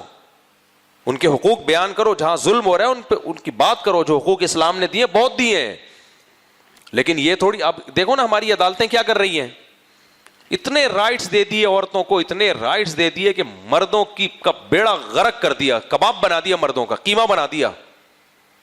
میں کہتا ہوں کسی دن یہ جج اس کی بیوی اس پہ یہ کیس کرے اور یہ سارے حقوق اس سے لے, تو اس کو پتا چلے گا میں کر کے کیا گیا ہوں, میں کر کے کیا گیا ہوں. خیر, تو یہ جو میں بات کرتا ہوں نا بچے زیادہ پیدا کرو, یہ بھی بہت لوگوں کو بہت بری لگتی ہیں. یہ جو ہمارا لبرل طبقہ ہے, یونیورسٹی کے لوگ ہیں, پروفیسرز ہیں, بہت اس کو برا سمجھتے ہیں. یار ایک دن ایک نے مجھے فون کیا, مفتی صاحب آپ اتنے پڑھے لکھے لگتے ہو, بیان میں آپ کے ایسے لاجک کی باتیں ہوتی ہیں, میں آپ کا بیان سنتا تھا. میں نے کہا یار ایک مولوی مجھے بڑا پسند آیا ہے, لیکن آپ نے بھی وہی کام کی جو پینڈوؤں والی دیسی بات, بچے زیادہ پیدا کرو. کیا کر رہے ہو یار, کس طرف قوم کو ڈال رہے ہو یار, بس کرو یار. یہی ان کا اسٹائل ہوتا ہے, بس کرو یار, تعلیم کو فوکس کرو, ایجوکیشن, تعلیم, تربیت. برساتی مینڈکوں کی طرح بچے کیا کر رہے ہو یار, ایسے اسٹائل نا ان کا. تو وہ کل ایک کلپ نظر سے گزرا, ایک انڈیا کی کوئی لڑکی ہے, وہ لڑکی پتہ ہے کیا کہہ رہی ہے, وہ کہہ رہی ہے کہ مسلمانوں کو چاہیے کہ بچے سے, وہ اسی طرح ان کا اسٹائل نا, چیخ رہی ہے بہت زیادہ. مسلمان 10 بچے پیدا کرے, مجھے دقت نہیں ہے, پر ان 10 بچوں کو اسکول بھیجے, سائنس پڑھائے, میتھس پڑھائے, ان کو ڈاکٹر انجینئر بنائے. پنچر لگانے والا ہی بنا رہے ہیں, ڈاکٹر انجینئر تو بنا نہیں پا رہے ہیں. اس کو پتا ہے بچے صرف مسلمانوں کے یہیں زیادہ پیدا ہوتے ہیں, باقی تو سب نے ختم. ایک یہودیوں کے ہوتے ہیں, یہودی دبا کے بچے پیدا کرتا ہے, یہودی نہیں باتنا, یہودی نہیں تو ہم لوگوں کو لگا دیا کم بچے پیدا کرو, خود تو دبا کے دے دنادن. یہودیوں کے ٹھیک ٹھاک بچے ہوتے ہیں. جرمنی میں نے گیا, وہاں یہودی 6 سے 7 بچے تو ہر ایک کے ہیں, अमेरिका में भी ऐसा ही है, ऑस्ट्रेलिया में भी ऐसा ही है, आप पूछ लो, पूरी फैमिली होती है इनकी, कहीं सफर कर रहे होते हैं, बीवी और 6-6, 7-7, 8-8 बच्चे लेके घूम रहे होते हैं। हमें लगा दिया कि बच्चे 2 ही अच्छे। तो वो खातून है इंडिया की, वो कह रही देखें बच्चे जो है ना, बच्चे, अच्छा लोग फिर ये कहते हैं कि मुफ्ती साहब को शादी और बच्चों के अलावा कुछ नहीं आता। वो इस जो ज़रूरत के टॉपिक होते हैं उनको छेड़ा जाता है, इसका मतलब ये नहीं होता कि इनको इसके अलावा कुछ नहीं आता। और अगर नहीं आता तो तुम्हारी बला से जाओ भाड़ में, नहीं सुनो बयान, नहीं आता, तुम्हारे कहने से ना आएगा हमें, ना तुम्हारे ये कहने से कि आता है इससे हमें कुछ आ जाएगा। ये तो हमने सिर्फ तुम्हें टेंशन देने के लिए ये जुमला बोला है। तो खैर, हमारे एक दोस्त था बड़ा होशियार यार, अभी क्या करूं, ये मैंने इंडिया वाली लड़की का पूरा वाकया सुनाना है, ये रह ना जाए। स्कूलों में आपको पता है चिढ़ होती है ना, लड़के एक दूसरे को छेड़ते हैं। तो हमारा एक दोस्त था, उसको लड़के छेड़ते थे कि तू जो है ना, तू फलानी कौम का है, जैसे कोई बहुत ही कोई ऐसी कौम बता दी जिससे लोग नफरत करते हैं। वो टेंशन में आता था, वो फिर लड़ाई होती थी, तू ऐसा है, तू ऐसा है, फलाना। एक लड़का ऐसा ढीठ था, उसको कोई कहता था ना, वो कहता था मैं सैयद हूँ। तो लड़के ने बोला नहीं नहीं, तू सैयद नहीं है, तू पता नहीं कोई मिरासी है, क्या है। वो कहता था शुक्रिया आपका। नहीं, हम तो मिरासी नहीं, हम तो भंगी हैं। हम क्या हैं? हम तो भंगी हैं। अच्छा, वो जब भी कोई उसका, थोड़ा वो मोटा भी था, लोग कहते थे तू तो मोटा है, कहते नहीं मोटा नहीं, मैं गैंडा हूं। मैं क्या हूं? मैं गैंडा हूं। तो मैंने एक दिन उसको बोला, मैंने कहा तेरा लोग मजाक उड़ाते हैं, तू उसमें और गालियां लगा देता है। कहता है असल में मैं टेंशन में आऊंगा ना तो ये और टेंशन देंगे, तो मैं उससे बड़ी गाली अपने लिए रख लेता हूं, उसके बाद दोबारा ये कुछ नहीं कहता कोई मुझे। समझ रहे हो कि नहीं समझ रहे? तो उसको कोई मोटा कहता है, वो कहता है मोटा नहीं, मैं तो गैंडा हूं। कोई कहता था तू सैयद नहीं है, वो कहता हाँ वो सैयद नहीं, वो कहता मैं जुबैरी हूँ, जुबैर बिन अव्वाम। एक दिन उसने कह दिया होगा तो किसी ने कहा नहीं तू तो भंगी है, कि नहीं मैं चरसी हूँ, मैं भंगी भी नहीं हूँ। ऐसे वो अपने आप को ना खुद ही वो कर देता था। तो जो टेंशन लेते हैं ना लोग उनको छोड़ते नहीं है, जीना आराम करते हैं। मदरसे में क्लास फेलो था, बेचारे का कद थोड़ा सा छोटा था, 2-3 शरारती क्लास फेलो थे हमारे, वो उसको छेड़ते थे तो गुस्सा आता था ना, तो कहते थे आसाबी कमजोरी भी है, क्योंकि गुस्सा आ रहा है, गुस्सा आ रहा है, इसका मतलब आसाब भी कमजोर हैं। तो वो और टेंशन में हिल रहा होता था बेचारा। मैंने कहा मर जाएगा यार, और छोटा होता जा रहा है डेली। ये हराम है, नाजायज़ है, किसी का इस तरह रिकॉर्ड लगाना जायज़ नहीं है, लेकिन शरारती हर जगह होते हैं, आपको पता है। तो खैर, तो वो इंडिया की लड़की वो क्या कह रही है, मुसलमानों को चाहिए कि बच्चे ज़्यादा पैदा करें, 10 करें, 20 करें। 20 का बोला नहीं, बोला मुझे पूरा याद नहीं है। तो लेकिन तालीम दें, उनको डॉक्टर बनाएं, उनको इंजीनियर बनाएं, ये कह रही है। लोगों ने लिखा बिल्कुल सही भाई, बिल्कुल सही। पहले क्या है? तालीम, फिर बाद में अगर तुम्हारे 10 बच्चे डॉक्टर हो जाएं तो बहुत अच्छी बात है, लेकिन 2 डॉक्टर हों और 8 टमाटर बेच रहे हों, ये सारे टमाटर बेच रहे हों, तो यार इनसे बेहतर है कि एक इंसान का बच्चा पैदा कर देते तमीज का। समझ में आ रही बात कि नहीं आ रही? मैंने उसी वक्त सोच लिया था इसको मैं जवाब दूंगा कि तुम्हारे माँ बाप ने जो पैदा किया ना 1-2, वो भी काम के निकले नहीं है। वो तुम्हारी इस स्टेटमेंट से ही लगता है कि तुम्हारे पास सोचने के लिए खोपड़ी बिल्कुल भी नहीं है। ऐसी कॉमन सेंस के खिलाफ बात की है ना, इससे पता चलता है कि दिमाग है ही नहीं। ऐसी एजुकेशन जिसमें दिमाग ही ना हो वो तो बर्बाद करेगी। थोड़ी देर के लिए सोचो, डॉक्टर, इंजीनियर, ये 17 ग्रेड और उससे ऊपर के ये नहीं ऑफिसर लेवल के लोग होते हैं ना, क्या ख्याल है भाई? जो डॉक्टर इंजीनियर्स होते हैं, यानी उसका कहने का मतलब ये था कि ऐसे बच्चों को वो तालीम दो जिससे वो 17, पाकिस्तान में जो 17 ग्रेड को ऑफिसर रैंक कहा जाता है, ऑफिसर रैंक के लोग पैदा हों। असल मकसद ये था। ऑफिसर की डेफिनेशन क्या है? एक दफ्तर में सारे 17 ग्रेड के हो सकते हैं भाई? 17 ग्रेड का यूं समझो कि फौज में सारे लेफ्टिनेंट भर्ती होना शुरू हो जाएं तो लेफ्टिनेंट का ओहदा खत्म हो जाएगा। लेफ्टिनेंट का मतलब ही यही होता है कि वो शख्स जिसके मातहत इतने फौजी हो वो लेफ्टिनेंट है, जिसके मातहत इतने फौजी हो वो कर्नल है। आपके मातहत जितने अफराद होंगे उसके हिसाब से आपको ऑफिसर कहा जाएगा। समझ में आ रही है बात कि नहीं आ रही है? अब ग्रोथ रेशो जितना बढ़ेगा ऑफिसर्स की जरूरत उतनी ज्यादा खुद ब खुद बढ़ेगी। اور ماتحتوں کا ریشو بھی اسی حساب سے بڑھے گا. مثال کے طور پر یوں سمجھو کہ ہر خاندان میں 2 بچے پیدا ہونا شروع ہو گئے. اس تحریک کے بعد ہر خاندان میں 2 بچے پیدا ہو رہے ہیں, اور اس ملک کی آبادی فرض کرو 1 لاکھ ہو گئی, یا کسی قصبے کی آبادی 1 لاکھ ہو گئی. اب اس 1 لاکھ میں 2 بچے پیدا ہو کے یہ آبادی بڑھ گئی ہے 1 لاکھ افراد.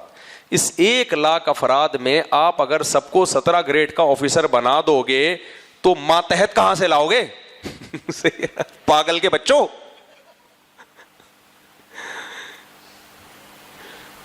اس کا مطلب وہ 17 گریڈ کی تعلیم تو حاصل کریں گے, لیکن بیچنے انہوں نے ٹماٹر ہی ہیں. بیچنے کیا ہے انہوں نے؟ یہ فطرت متعین کرتی ہے کہ کتنے لوگوں نے آفیسر رینک پہ جانا ہے, کتنے لوگ ٹماٹر بیچیں گے, کتنے مزدور مستری بنیں گے, کتنے سائیکلوں کے پہیوں میں پنچر لگائیں گے. یہ میرے اور آپ کا کام نہیں ہے, یہ فطرت کا بنایا ہوا نظام ہے, اور گروتھ ریشو کے حساب سے یہ اس میں خود کمی بیشی ہوتی رہتی ہے. یہ بالکل ایسے ہی جیسے ہر شخص کہ میرا بچہ ڈاکٹر بنے گا, تو کمبخت علاج کون کرائے گا؟ پھر آ کے تیرا بچہ ڈاکٹر بن کے مکھیاں مارے گا پھر تو. کیا خیال ہے؟ تبھی ہم آبادی کے لحاظ سے دیکھتے ہیں کہ بھی ڈاکٹروں کے لیے اب اگر جاب ہے اچھی تو ہم بچوں کو ڈاکٹر بنا دیتے ہیں. جب ہم دیکھتے ہیں کہ نہیں بھائی ڈاکٹروں کا اتنے زیادہ ہو گئے ہیں, بچہ ڈاکٹر بن کے کچھ بھی نہیں حاصل ہوگا, کیونکہ پھر مریض کم ہو جائیں گے, ڈاکٹر زیادہ ہو جائیں گے, تو پھر آپ کسی اور شعبے میں جاتے ہو. تو جیسے سب کو ڈاکٹر نہیں بنایا جا سکتا, سب کو انجینئر نہیں بنایا جا سکتا, ایسے ہی سب کو اوپر والے رینک پہ لے جانا ممکن ہی نہیں ہے. سب کے 2 بچے ہونا شروع ہو گئے کہ ہم نے دونوں کو پڑھا لکھا کے آفیسر بنانا ہے, تو پڑھ لکھ تو جائیں گے, بنیں گے ٹماٹر ہی بیچیں گے وہ. سمجھ رہے ہو؟ کخ بھی. تو یہ قدرت نے پہلے سے سلیکشن کی ہوئی ہے کہ کتنوں کو پڑھائی کی طرف جانا ہے اور کتنوں کو بزنس کی طرف جانا ہے, کتنوں کو چوکیدار بننا ہے, کتنوں کو پولیس کے نیچے والے رینک میں, کتنوں کو فوج میں عام فوجی, اور کتنوں کو لیفٹیننٹ, کتنوں کو کرنل. یہ سلیکشن ہم میری اور آپ کی طرف سے نہیں ہوتی ہے. کس کی طرف سے ہوتی ہے؟ یہ تو فطرت کی طرف سے سلیکشن ہے. آبادی کے کم یا زیادہ ہونے سے اس پہ کوئی فرق نہیں پڑے گا. جب آبادی کم ہوگی تو ہر چیز کا ریشو اسی حساب سے کم, آبادی بڑھے گی تو ہر چیز کا ریشو اسی حساب سے بڑھ جائے گا. تو یہ پاگلوں والی سوچ ہے کہ 2 بچے ہوں گے تو ان کو پڑھاؤ لکھاؤ. تو یہ 1 آدھ گھر میں تو ایسا ہو سکتا ہے, جب سب کرنا شروع کر دیں گے تو یہ فلسفہ ہی دھڑام سے آگے نیچے گر جائے گا, بلکہ اتنا نقصان ہوگا کہ آپ کی سوچ ہے. تو یہ ہے, ہم 7 بہن بھائی تھے, تو 7 بہن بھائی تھے, تو مجھے یہ بات سمجھ میں آ گئی, حالانکہ ہم 7 تھے. صحیح ہے نا؟ اور جو 2 ہی تھے اس کی پتہ نہیں کوئی بھائی بھی ہے یا نہیں ہے. اس کو اتنی موٹی بات جو مجھے پہلی دفعہ سن کے سمجھ میں آ گئی کہ بے وقوفوں والا فلسفہ پیش کیا اس نے. تو یہ اہمی بیکار قسم کی باتیں ہوتی ہیں. اس لیے ہاں, تو ہم بات کریں نا یہ ہونا چاہیے, اتنے بچے 2 ہونے چاہیے, میں یہ بات کر رہا ہوتا اور زیادہ فیمس ہوتا. لوگ کہتے ہیں اس نے 4 شادیاں کر کے بیان کر کے اپنے آپ کو فیمس کیا ہے. 4 شادیوں کی بات میں نہیں کرتا تو ڈبل فیمس ہو چکا ہوتا. اس سے ہر طبقے میں مجھے لے جایا جاتا, سنا جاتا. میں یہ باتیں کر کے اپنا سرکل میں نے محدود کر لیا ہے. سمجھتے ہو کہ نہیں سمجھتے؟ تو یہ بات بہت اہم ہے. لا یخافون فی اللہ لومۃ لائم. تو یہاں سے میں نے بیان شروع کیا تھا, وہ بیچ میں رہ گئی وہ بات جہاں سے میں نے بیان شروع کیا تھا. ہاں, اصل تو میں قرآن کی اس آیت کو بیان کر رہا تھا نا کہ اللہ تعالیٰ قرآن مجید میں ارشاد فرماتے ہیں. نہیں, ایک بیچ میں واقعہ آیا تھا, رہ گیا یار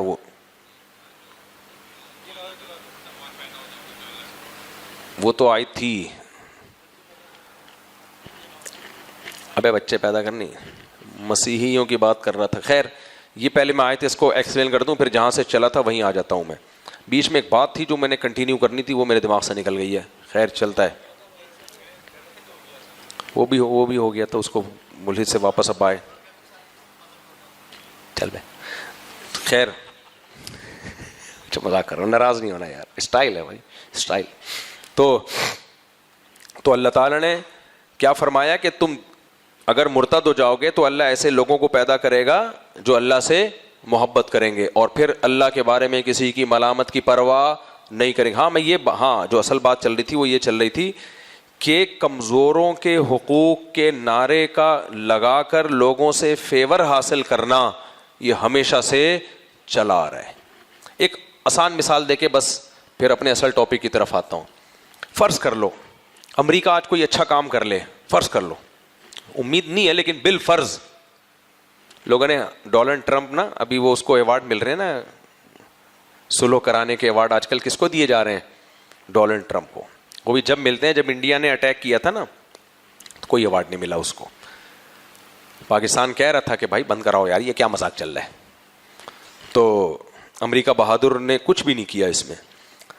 جب پاکستان نے اٹیک کیا ہے تو امریکہ نے آ کے الحمدللہ دونوں کی صلح کرا کے سارا فیور لے لیا کہ یہ امن کا صحرا کس کے سر پہ جانا چاہیے, ہم نے بند کرائی ہے. ہمارے وزیر اعظم نے جا کے بھی ماشاءاللہ سر زبردست. خیر وزیر اعظم جانے امریکہ جانے, لیکن کسی نے بڑی اچھی تصویر بنائی, ڈونلڈ ٹرمپ سفید ٹوپی سر پہ, بڑا ایسا جیسے جمعے کی تیاری میں, اور کسی نے کہا کہ دنیا میں امن کا صحرا حاجی ڈونلڈ ٹرمپ کو جاتا ہے یہ صحرا. بڑا میں نے کہا یار ایسے مزے کی چیز بنائی ہے نا, ایسے جیسے آپ سے زیادہ شریف اس کائنات میں کوئی ہے ہی نہیں. حاجی ڈونلڈ ٹرمپ ایسے نا, یعنی میڈیا نے امیج ایسا بنا دیا ہے کہ ایسا لگ رہا ہے کہ دنیا میں ہر جگہ امن کون کرا رہا ہے, یہی کرا رہے. تو یہ حاجی صاحب ہیں, ہمارے محلے میں نہیں حاجی صاحب ہوتے ہیں, گھریلو جھگڑے سب ان کے پاس لے کے جاتے ہیں. ایسا مجھے بڑی ہنسی آئی, میں نے کہا یار ساری ٹینشن ختم کرنے کے لیے نا 2-3 میمز دیکھ لو پاکستانیوں کی. لیکن ایک مثال دے رہا ہوں, بالفرض امریکہ واقعی سچی مچی میں کوئی اچھا کام کر لے, واقعی کر لے, پتہ ہے مزاج کیا ہے کہ پھر آپ اس کو اپریشیٹ نہیں کر سکتے, نہیں کر سکتے. کیونکہ جو فیشن چل رہا ہے وہ فیشن دنیا میں یہی ہے کہ جس سے محبت ہے اس کے ہر برے کام کو بھی اچھا قرار دینا, جس سے نفرت ہے اس کے کوئی اچھا کر بھی لے بالفرض تو اس کو برا قرار دینا. تو اس خول سے نکلنے کی ضرورت, اس شکنجے سے نکالو اپنے آپ کو. سمجھ رہے ہو کہ نہیں سمجھ رہے؟ اس عذاب سے نکالو اپنے آپ کو میرے بھائی. کسی کے صحیح یا برے ہونے کے فیصلے, کسی کے کام کے اچھے یا برے ہونے کے فیصلے میرے اور آپ کی عقیدت سے نہیں ہوں گے. نا نا نا نا, یہ عقیدت کی چادر اٹھا کے ایک طرف رکھ دو. یہ اس سے ہوگا کہ دلیل کی دنیا میں پلڑا کس کا بھاری ہے. اور اگر آپ کو دلائل کا نہیں پتا تو خاموشی اختیار کرو. ہر چیز میں گھسنے کی نہ شریعت اجازت دیتی ہے, نہ اخلاقیات کا تقاضا ہے کہ ہر معاملے میں ٹانگ اڑاؤ. بھائی نہیں پتا, لا ادری کہنا سیکھو, بھائی ہمیں نہیں پتا. پاکستانیوں کے ساتھ ایک بڑا مسئلہ ہے کہ جب بھی کسی کوئی پنچر لگانے والا ہوگا نا, آپ اس کے پاس جا کے بیٹھ کے سیاسی تبصرہ شروع کر دو, ایسے تبصرے کرے گا, او ہو آپ کو لگے گا بھائی ہٹو بچوں ہو گیا, اگلی دفعہ الیکشن میں اسی کو آنا چاہیے. کخ بھی پتہ نہیں ہوگا, کخ بھی پتہ نہیں ہوگا, اور ایسی بیٹھ کے باتیں پھینک رہا ہوگا. آدمی کہے گا یار اس سے بڑا جاؤ نا چائے کے ہوٹلوں میں, چائے کے ہوٹلوں میں جا کے دیکھو تبصرے کیسے چل رہے ہوتے ہیں. او بھائی تمہیں نہیں پتا تو کیا کرو, اور اگر تبصرہ کرنا ہے تو یوں کہو کہ شاید میرے خیال میں اتنا تبصرہ کیا کرو, بس اس سے زیادہ نہیں. تو میں آیت لے کے چل رہا تھا, قرآن مجید کی آیت ہے کہ اللہ نے فرمایا انا خلقناہم مما یعلمون, ہم نے تمہیں جس چیز سے پیدا کیا ہے ہم جانتے ہیں. تو اس سے صاف پتہ چلتا ہے بھائی اللہ بتا رہے ہیں کہ تمہارا جو میٹیریل ہے نا وہ اس قابل نہیں ہے کہ تمہیں میری نظر میں عزت میں. ہاں اصل میں بیان یہاں سے شروع ہوا تھا, شکر ہے وہ سرا مل گیا مجھے, کہ مذہبی آدمی صرف گیٹ اپ مذہبی نہ ہو, حقیقت میں اللہ کی محبت ہو, اس کی نظر میں کامیابی کی ڈیفینیشن یہ ہے کہ اللہ کہہ دے کہ یہ کیا ہے, یہ ٹھیک ہے, بس یہ سرخرو ہے میری نظر میں. اور ناکام وہ ہے جس کو اللہ کہہ دے کہ یہ سرخرو نہیں ہے. جس کے میں نے مثال دی تھی کہ نبی صلی اللہ علیہ وسلم نے فرمایا کتنے ہی پیغمبر ایسے آئے دنیا میں کہ انہوں نے ابھی دعوت کا کام شروع کیا اور ان کو قتل کر دیا گیا. تو میں یہ بتا رہا تھا کہ بتاؤ دنیاوی قانون کے لحاظ سے ان کو کامیاب سمجھا جائے گا یا ناکام؟ دنیا کے لحاظ سے تو ناکام. بھائی آپ کا جو ہدف ہوتا ہے, آپ کا جو ویژن ہوتا ہے, آپ جب اس ویژن کو پورا ہی نہ کر پاؤ تو ناکام کہلاتے ہو نا. انبیاء کا ویژن کیا ہے؟ دین کی دعوت, لوگوں کو دین پہ لانا. ایک کو بھی نہیں لا پائے اور قتل کر دیا گیا, اور ساری قوم ان کے مخالف تھی کہ نہیں تھی, کسی ایک نے بھی ان کے حق میں آواز نہیں اٹھائی. دنیا میں تو بھائی ناکام سمجھے گئے, لیکن اللہ کی نظر میں وہ کیا ہے؟ کامیاب. تو پتہ چلا کہ بھائی یہ جو آپ موٹیویشنل اسپیکرز کو سن رہے ہو یا گوروں کو سن رہے ہو, سکسیس, کامیابی اور یہ ٹوپی ڈرامے جنہوں نے لگائے ہوئے ہیں, مذہبی آدمی کے اصول اور ضابطے بالکل ان سے ڈفرینٹ. وہ کہتا ہے بھائی اللہ کو خوش کرنا کامیابی, اللہ کو ناراض کرنا ناکامی. بس ہمارے پاس دو لفظوں میں کامیابی اور ناکامی کی ڈیفینیشن ہے. اس لیے مذہبی آدمی پتہ ہے ٹینشن میں جب آتا ہے جب وہ آدھا ادھر ہوتا ہے آدھا ادھر ہوتا ہے. تبھی نبی صلی اللہ علیہ وسلم نے فرمایا ذاق طعم الایمان من رضی باللہ ربا وبالاسلام دینا وبمحمد صلی اللہ علیہ وسلم نبیا. وہ شخص اسلام کی مٹھاس چکھے گا جو اللہ کو اللہ مان لے, پیغمبر کو پیغمبر مان لے اور اسلام کو اپنا دین مان لے. کیا مطلب؟ وہ اپنے آپ کو مکمل حوالے کر دے اسلام کے. ہم جو ٹینشن میں آتے ہیں وہ کیوں آتے ہیں؟ ہم اپنے آپ کو مکمل اللہ کے حوالے کرتے نہیں. ہم چاہتے ہیں تھوڑا تھوڑا اسلام بھی, تھوڑا تھوڑا کلچر بھی, تھوڑا سا سیاستدان بھی, تھوڑا سا اپنی قوم بھی, تھوڑا سا اپنے باس بھی, ساری چیز, تھوڑا سا بیگم بھی, چاہے وہ خلاف شریعتی حکم دے رہی ہو, بیگم کی مانو لیکن خلاف شریعت باتوں میں تو نہیں نا, تھوڑا سا اولاد بھی. تو اتنے سارے جس کے خدا ہوں, ادھر بھی خوش ادھر بھی خوش ادھر بھی خوش کرنا ہے. تو ہزاروں تو دل بر ہے کس کس کو دے دل, مصیبت میں ہے جان اور ہم اکیلے اور ہم نے دل بر بہت سارے بنا لیے. تو وہی ٹینشن ہوگی جو 4 بیویوں والے کی ہوتی ہے. کیا خیال ہے بھائی؟ اس کو بھی خوش, اس کو بھی خوش, اس کو بھی خوش, اس کو بھی خوش. تو آپ کی تو 4 کروڑ بیویاں ہیں. پھر 4 والے کی پتہ ہے نا 4 ہی ہے نا. اس کے تو باس کو بھی خوش کرنا ہے, اس نے خاندان کو بھی خوش کرنا ہے, اور اس نے کلچر کو بھی خوش کرنا ہے. تو اتنی چیزوں کو جو آدمی خوش کرنے میں لگا رہے گا تو خوشی کے علاوہ اس کو دنیا کی ہر نعمت مل جائے گی. اور جس نے ہدف بنا لیا بھائی اللہ, بس بھاڑ میں جائے ایسی کی تیسی یار, سمجھ رہے ہو, تو سب سے پہلا فائدہ اس کو پتہ ہے کیا ہوگا؟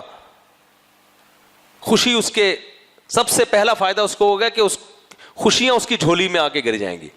اور جب اس کو شیطان ٹینشن دے گا نا کہ نہیں فلاں بھی مخالف فلاں بھی مخالف, تو ایک چیز تسلی دیتی ہے, سب سے بڑی تسلی پتہ ہے, دنیا میں سب سے بڑا غم بھی ایک ہے, سب سے بڑی خوشی بھی ایک ہی ہے. ایک چیز ایسی ہے کہ وہی سب سے زیادہ غم دیتی ہے انسان کو, اس کا تصور, اور وہی چیز ایسی ہے کہ لائف اسٹائل صحیح کر لو تو اس کا تصور آپ کو سب سے زیادہ خوشی دے گی, وہ ہے موت. سمجھتا ہے کہ نہیں سمجھتا؟ دنیا میں سب سے بڑا غم کیا ہے؟ ہم نے مرنا ہے. اگر آج ہمیں کوئی آ کے بتا دے مرو گے نہیں, ہو سکتا ہے خوشی سے مر جائیں ہم. کوئی ایک آدمی کی لاٹری نکلی نا, بس بیان ختم ہونے والا ہے. ایک آدمی کی لاٹری نکلی 1 ارب روپے کی. تو لاٹری جس کمپنی نے نکال کے دی تو انہوں نے بولا کہ ہم ایک دم اس آدمی کو جا کے بتائیں گے تمہارا 1 ارب روپے نکلا ہے تو خوشی سے مر نہ جائے. تو جو سائیکالوجسٹ ہوتے ہیں ان کو ہائر کیا کہ آپ نے آرام آرام سے اس کو جا کے یہ خوشخبری دینی ہے کہ دماغ اس کا ہل نہ جائے کہیں. تو وہ چلے گئے ڈاکٹر اس کے پاس, ایک ڈاکٹر کو ہائر کیا, یہ بہت بڑا اسپیشلسٹ ہے امریکہ میں اور بڑے بڑے پاگلوں کا اس نے علاج کیا ہے, تو تم جا کے آرام آرام سے بتانا. وہ ڈاکٹر بڑا افلاطون بقرات, وہ جا کے اس کو کہتا ہے دیکھو فرض کرو اگر تمہارا 1 کروڑ نکل جائے تو تم کیا کرو گے؟ ابھی نکلا نہیں ہے, شوق میں نہیں جانا, فرض کرو.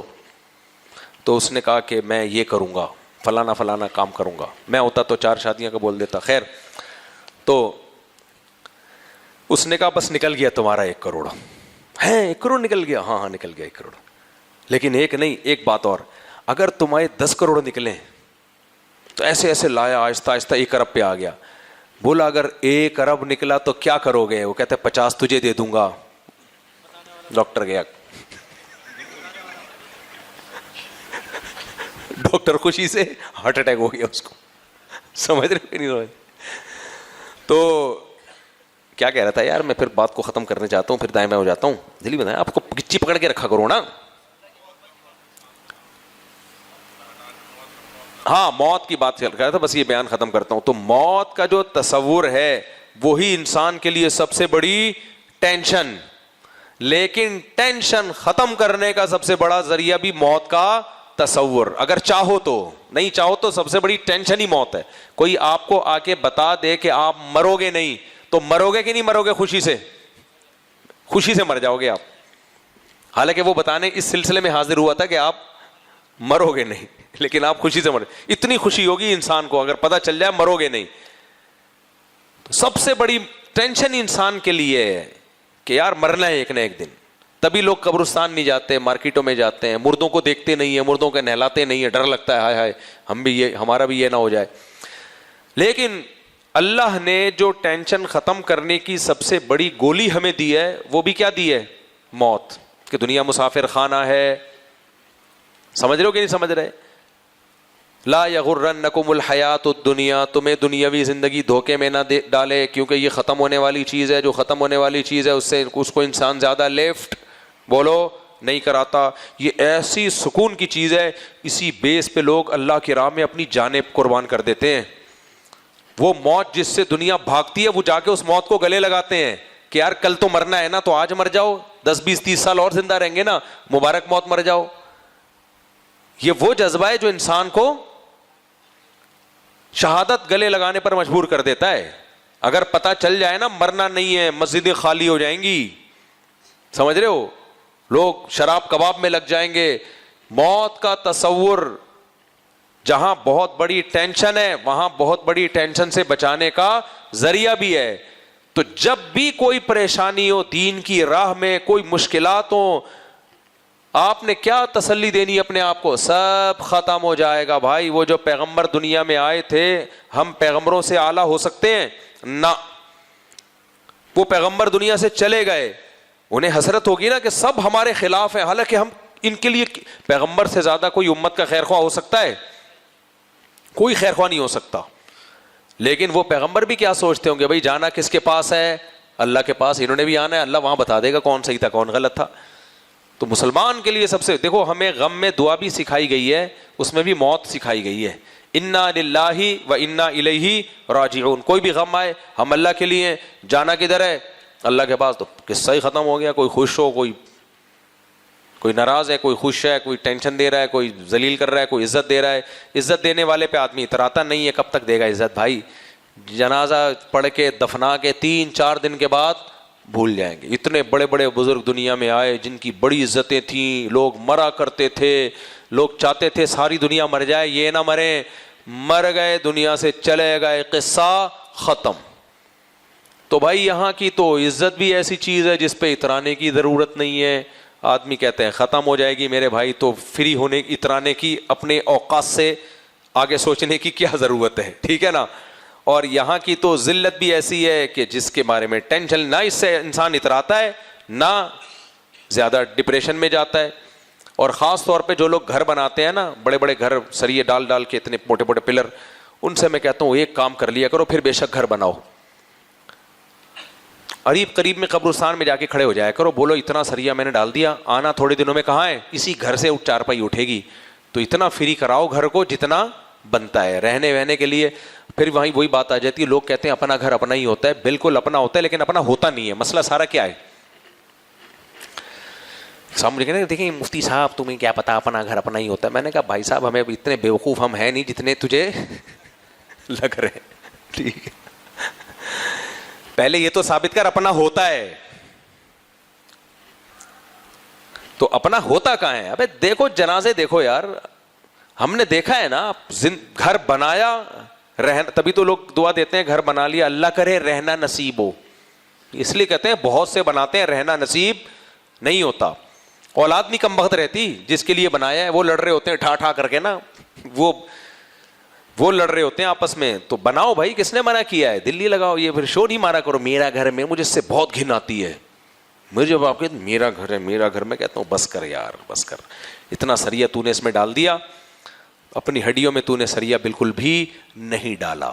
ہڈیوں میں سریا ڈال دیتا، گھر جھونپڑی کا ہوتا، وہ پھر بھی زیادہ اچھا تھا. تو بناؤ، اگر اللہ نے بہت زیادہ پیسہ دیا تو بنا لو گھر. لیکن یہ سوچا کرو ایسا بکواس ہے. تبلیغ میں یہ سکھایا جاتا ہے نا، دیر آر 2 types آف مٹی.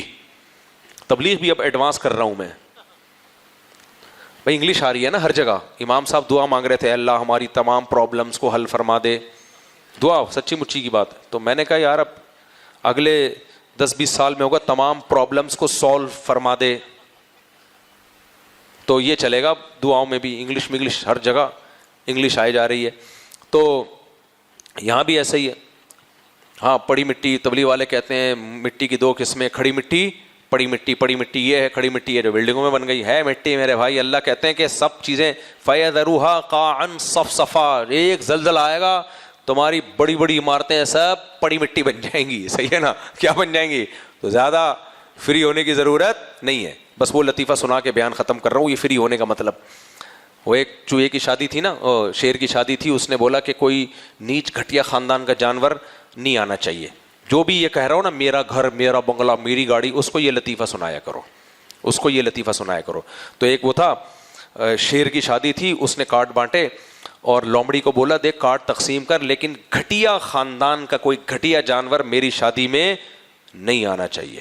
سارے آئے، چیتا آئے، ٹائیگر آئے، بھیڑیا آئے، یہ سب آئے، یہ خاندانی لوگ ہیں، گھٹیا نہیں آنا چاہیے. اب جب بارات جا رہی ہے، شیر دولہا بنا ہوا ہے اور شیرنی دلہن بنی ہوئی ہے، چوہا ناچ رہا ہے بارات میں نا. شیر کی نظر پڑی، اس نے بولا ابھی تو شادی کا ماحول خراب ہو جائے گا، ذرا بارات ختم ہونے دے پھر دیکھتا ہوں میں. لومڑی کو بلایا، اس کے کان پکڑے، بولا تجھے میں نے بولا نہیں تھا کوئی نیچ گھٹیا خاندان کا آدمی نہیں آنا چاہیے، چوہا میری شادی میں کیا کر رہا ہے. لومڑی چوہے کو پکڑ کے لائی، بادشاہ کے سامنے پیش کیا گیا. شیر نے پوچھا تجھے شرم نہیں آتی میری شادی میں کیا کر رہا ہے؟ کہہ رہے زیادہ فری ہونے کی ضرورت نہیں ہے، شادی سے پہلے میں بھی کیا تھا؟ شیر تھا. تو بھی ایسے ہی ہو جائے گا تھوڑے دنوں میں. تو جو بھی بنگلے گاڑی دکھا رہا ہوا نا، یہ اتنا بڑا بنگلہ، اب زیادہ فری ہونے کی ضرورت نہیں ہے. یہ جتنے لیٹے ہوئے ہیں نا قبرستان میں، جن کی لاشوں میں لاکھوں کیڑے پڑے ہوئے ہیں، تھوڑا سا قبر 3 دن کے بعد کھود کے دیکھ لو، آدمی کہتا ہے نہیں دیکھتا تو اچھا تھا بھائی، کیا ہو گیا؟ تو ان سے بولا کرو بھائی یہ سب بڑے بڑے لوگ تھے، یہ آ جائے گا یہاں لیٹ جائے گا. چوہے سے بھی بدتر حالت ہو جائے گی، چوہے کی تو پھر بھی کوئی پوزیشن ہوتی ہے نا. تو اس لیے یہ موت ٹینشن فری کرنے کا سب سے بڑا کیا ہے؟ ذریعہ. جب کوئی غم ہوا کرو بولو ختم ہو جائے گا بھائی، تھوڑے دنوں میں سب لیٹے ہوئے ہوں گے اندر. تو اس لیے ٹینشن لینے کا ہے ہی نہیں. ٹینشن ہمیشہ دیا کرو، لیا مت کرو. کسی سے قرضہ لے لیا، ٹینشن ہو رہی ہے، پارسل کر دو. کیسے؟ وہ آیا پیسے دو، بولو نہیں ہے، ٹینشن فوراً کیا ہو جائے گی؟ وہاں ٹرانسفر ہو جائے گی. جو اللہ تعالیٰ یہ والی بات یہ تھی مزاح تھی، یہ حقیقت نہیں ہے. چوہے والی بات بالکل حقیقت ہے. اللہ تعالیٰ سمجھنے کی عمل کی توفیق عطا فرمائے. اللہ، چرس بیچنا حرام ہے؟ سوال پوچھا ہے. چرس بھی اگر حرام نہیں ہے تو پھر کیا چیز حرام ہوگی میرے بھائی؟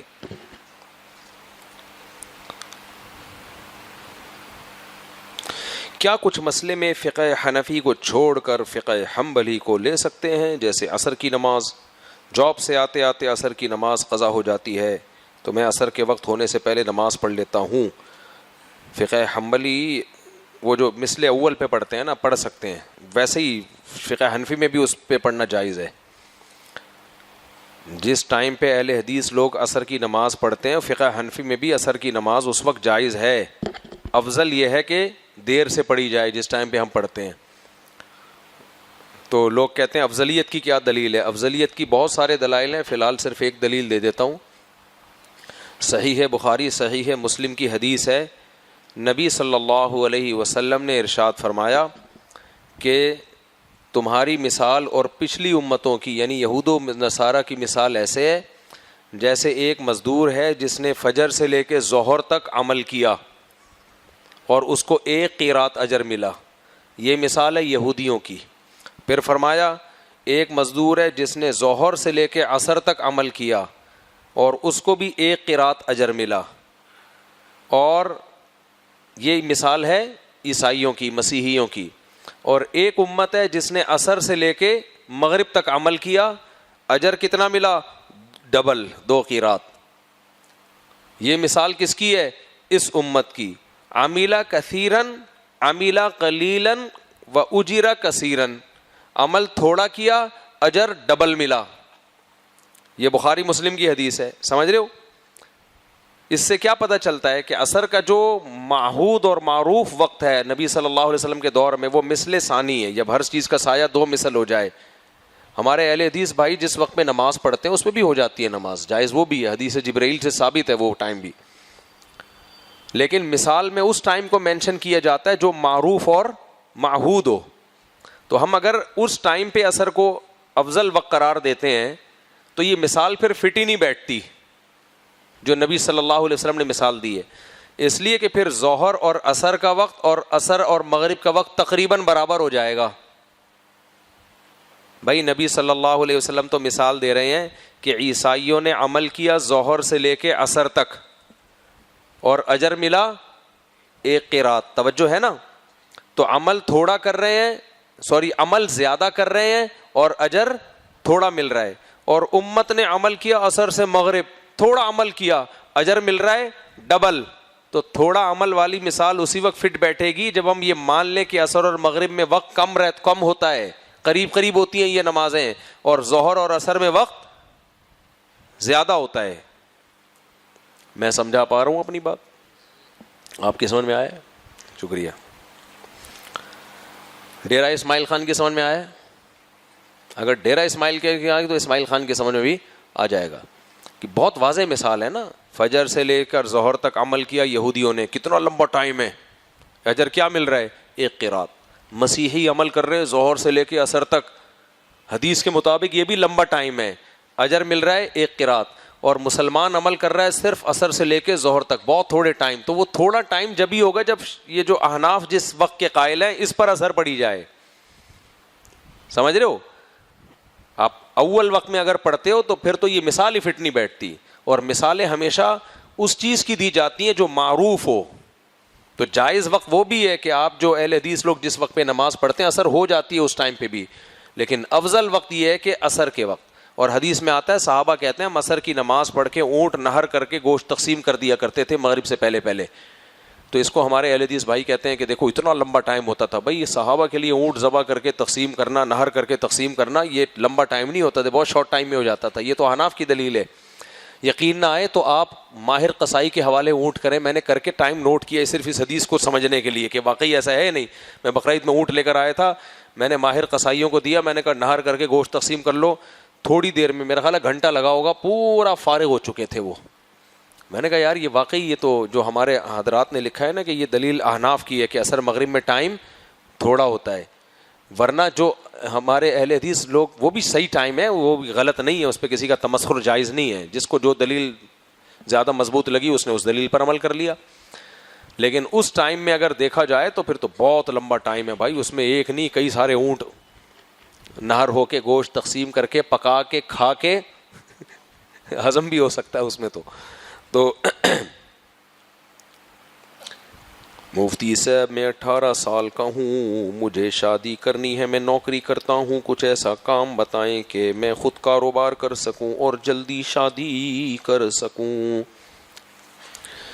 میں کاروباری مشورے نہیں دیتا. جیسے لوگ کہتے ہیں نا مفتی صاحب کو سیاست کا کچھ نہیں پتا, سیاست میں ٹانگ نہ اڑایا کرو. تو میں جن چیزوں میں ٹانگ اڑاتا ہوں وہ سیاست ہوتی نہیں ہے. چونکہ آپ کی رائے سے اختلاف ہوتا ہے اس لیے آپ اس کو سیاست سے تعبیر کر کے مجھ پر تھوپ دیتے ہو. سیاست میں گھسنا جب ہوتا ہے جب میں کہتا نواز شریف کو ووٹ دو, عمران خان کو ووٹ دو, زرداری کو اللہ نہ کرے یعنی آپ 2 ووٹ دو, تو وغیرہ وغیرہ جب ہوتا پھر آپ کہتے ہیں سیاست میں ٹانگ اڑا رہا ہے. اچھا جو لوگ طنز کر رہے ہوتے ہیں نا ان کو کون سا پتا ہوتا ہے, ان کو اتنا بھی نہیں پتا ہوتا جتنا ہمیں پتا ہوتا ہے. ہمیں تو بعض دفعہ پتا بھی ہوتا ہے پھر بھی ہم نہیں کہہ رہے ہوتے کہ ہماری پتا ہونا کافی نہیں ہے نا, فیلڈ نہیں ہے تو کیوں گھس رہے ہو اس میں. جب پتا ہے تو پھر بھی آپ نجی محفل میں بتا دو, پھر بیان میں نہیں کرو. بس بات یہی ہے کہ جب آپ کے مخالفت میں کوئی بات ہوگی تو اس کو کچھ بھی لیبل لگا کے رد کر دو, جب آپ کے فیور میں بات ہوگی تو بولے کہ دیکھا صحیح کہہ رہے تو مارکیٹ میں جو چیز چل رہی ہے وہ یہی چل رہی ہے, تو اس میں آپ کا قصور نہیں ہے. تو کاروبار بھی میرا ٹاپک نہیں ہے بھائی, میں کوئی کاروبار کا آدمی تھوڑی ہوں کہ میں آپ کو کاروباری مشورے دوں. اگر دوں بھی تو آپ اس پر عمل نہ کریں. باقی 18 سال کا لونڈا ہے, اب کیا کاروبار کرے گا, تو بائکیا چلاؤ. کیا خیال ہے, اس سے رشتے بھی مل جائیں گے.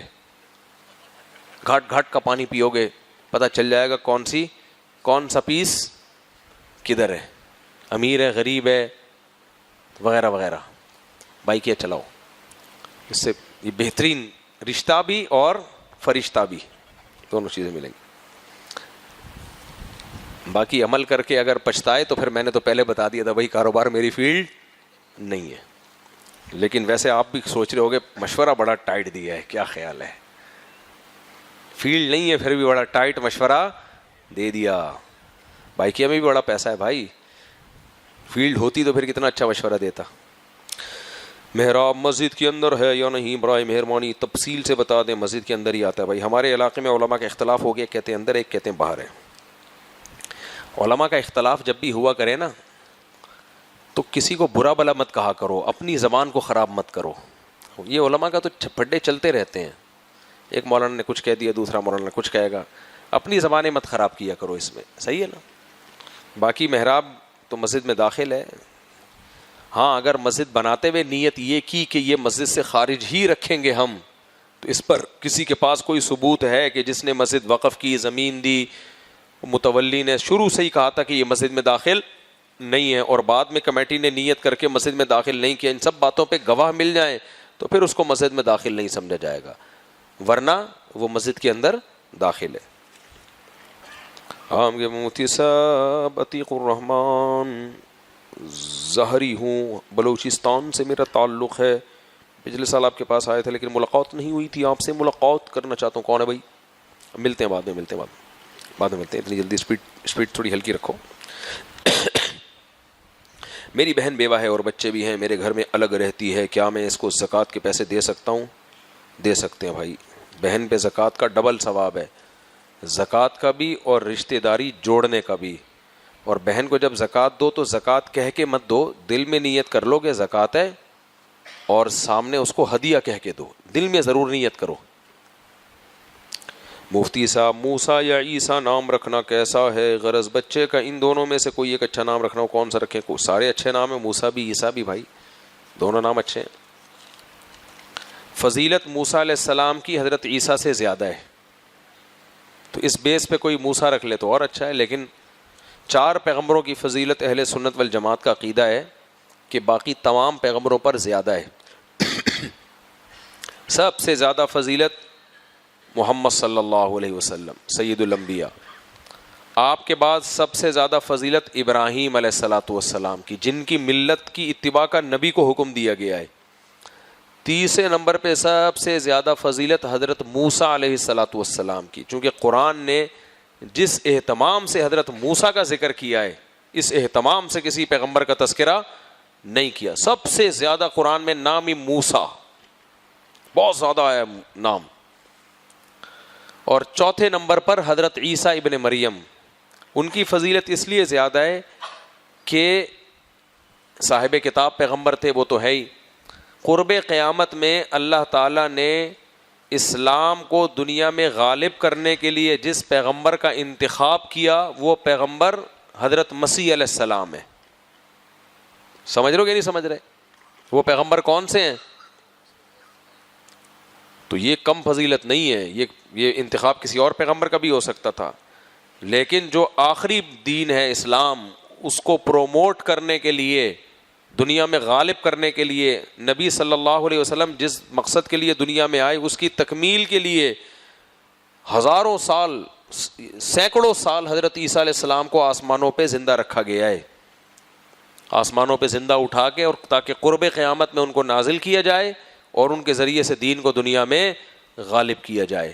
سمجھتے ہو کہ نہیں سمجھتے؟ تو یہ بہت زیادہ فضیلت ہے, تھوڑی فضیلت نہیں ہے. ہاں غامدی صاحب اس کے منکر ہیں, کہتے ہیں کوئی عیسیٰ علیہ السلام آسمانوں پہ زندہ نہیں ہے. وجہ اس کی ہے کہ منکر حدیث ہیں غامدی صاحب, وہ حدیث کا انکار کرتے ہیں. اب غامدی صاحب کو جو منکر حدیث کہا جائے تو وہ کہتے ہیں نہیں, میں تو منکر حدیث نہیں ہوں. تو وہی اور کیا دلیل ہوگی منکر حدیث ہونے کی کہ آپ اتنی واضح حدیثیں ہیں کہ بخاری مسلم کی حدیث ہے لَيُوشِكَنَّ أَن يَنزِلَ فِيكُمُ ابْنُ مَرْيَمَ حَكَمًا وَعَدْلًا فَيَكْسِرُ الصَّلِيبَ وَيَقْتُلُ الْخِنزِيرَ وَيَضَعُ الْجِزْيَةَ, ضرور بھی ضرور تم پر عیسیٰ ابن مریم نازل ہوں گے. عیسیٰ بھی کہا اور ابن مریم بھی, تاکہ کوئی تعویل نہ کر سکے. اور خنزیر کو قتل کریں گے, صلیب کو توڑ دیں گے. وَإِن مِّنْ أَهْلِ الْكِتَابِ إِلَّا لَيُؤْمِنَنَّ بِهِ قَبْلَ مَوْتِهِ. حضرت ابو ہریرہ رضی اللہ تعالیٰ عنہ نے یہ عقیدہ بیان کرنے کے لیے نا کہ عیسیٰ ابن مریم زندہ ہیں آسمانوں میں, یہ آیت دلیل کے طور پہ پڑھی ہے. تو تو اس سے پتہ چلتا ہے ابو ہریرہ بھی کس کے قائل تھے؟ حضرت عیسیٰ ابن مریم کے. ایک بات خوب اچھی طرح سمجھو, آج جتنے اسکالرز قرآن و سنت کو بیان کر رہے ہیں اور کہہ رہے ہیں ہم صرف قرآن کو مانتے ہیں یا اپنی طرف سے ایکسپلین کر رہے ہیں, صرف ایک بات ذہن میں رکھا کرو, قرآن و سنت کی وہ تشریح جو صحابہ تابعین تبع تابعین کے خلاف ہونا, تو سمجھو یہ ان کی اپنی بات ہے, یہ گمراہی ہے, یہ تشریح نہیں ہے. اب وہی میں بتا رہا تھا نا آج بیان میں نے کہا غامدی صاحب نے کہا طلاق کا یہ طریقہ ہی نہیں ہے کہ یوں دے دی اور یوں دے دی, یہ تو ہے. بھائی آپ ایسی تشریح کر رہے ہو, ہمارے پاس کتنی حدیثیں ہیں سندوں کے ساتھ. عبداللہ بن مسعود کے پاس ایک شخص آیا طلاق دے کے, انہوں نے فرمایا ہو گئی, حالانکہ غصے میں تھا. عبداللہ بن عباس کے پاس آیا, غصے میں تھا, ہو گئی ہے. تو یا تو یہ سارے غلط تھے یا غامدی صاحب غلط ہیں. میں غامدی صاحب کے جو فالوورز ہیں ان سے ایک مطالبہ کرتا ہوں کہ ایک پلڑے میں غامدی صاحب کو رکھ دیں, ایک پلڑے میں صحابہ کرام کو رکھ دیں. آپ کی نظر میں غامدی صاحب کا پلڑا بھاری ہے, انہوں نے قرآن کو صحیح سمجھا, صحابہ کرام نے صحیح نہیں سمجھا. لیکن غامدی صاحب اس کا پتہ ہے کیا جواب دیں گے؟ غامدی صاحب اس کا جواب یہ دیں گے کہ تمہیں کہاں سے پتہ چلا کہ صحابہ کرام نے یہ فتوے دیے ہیں؟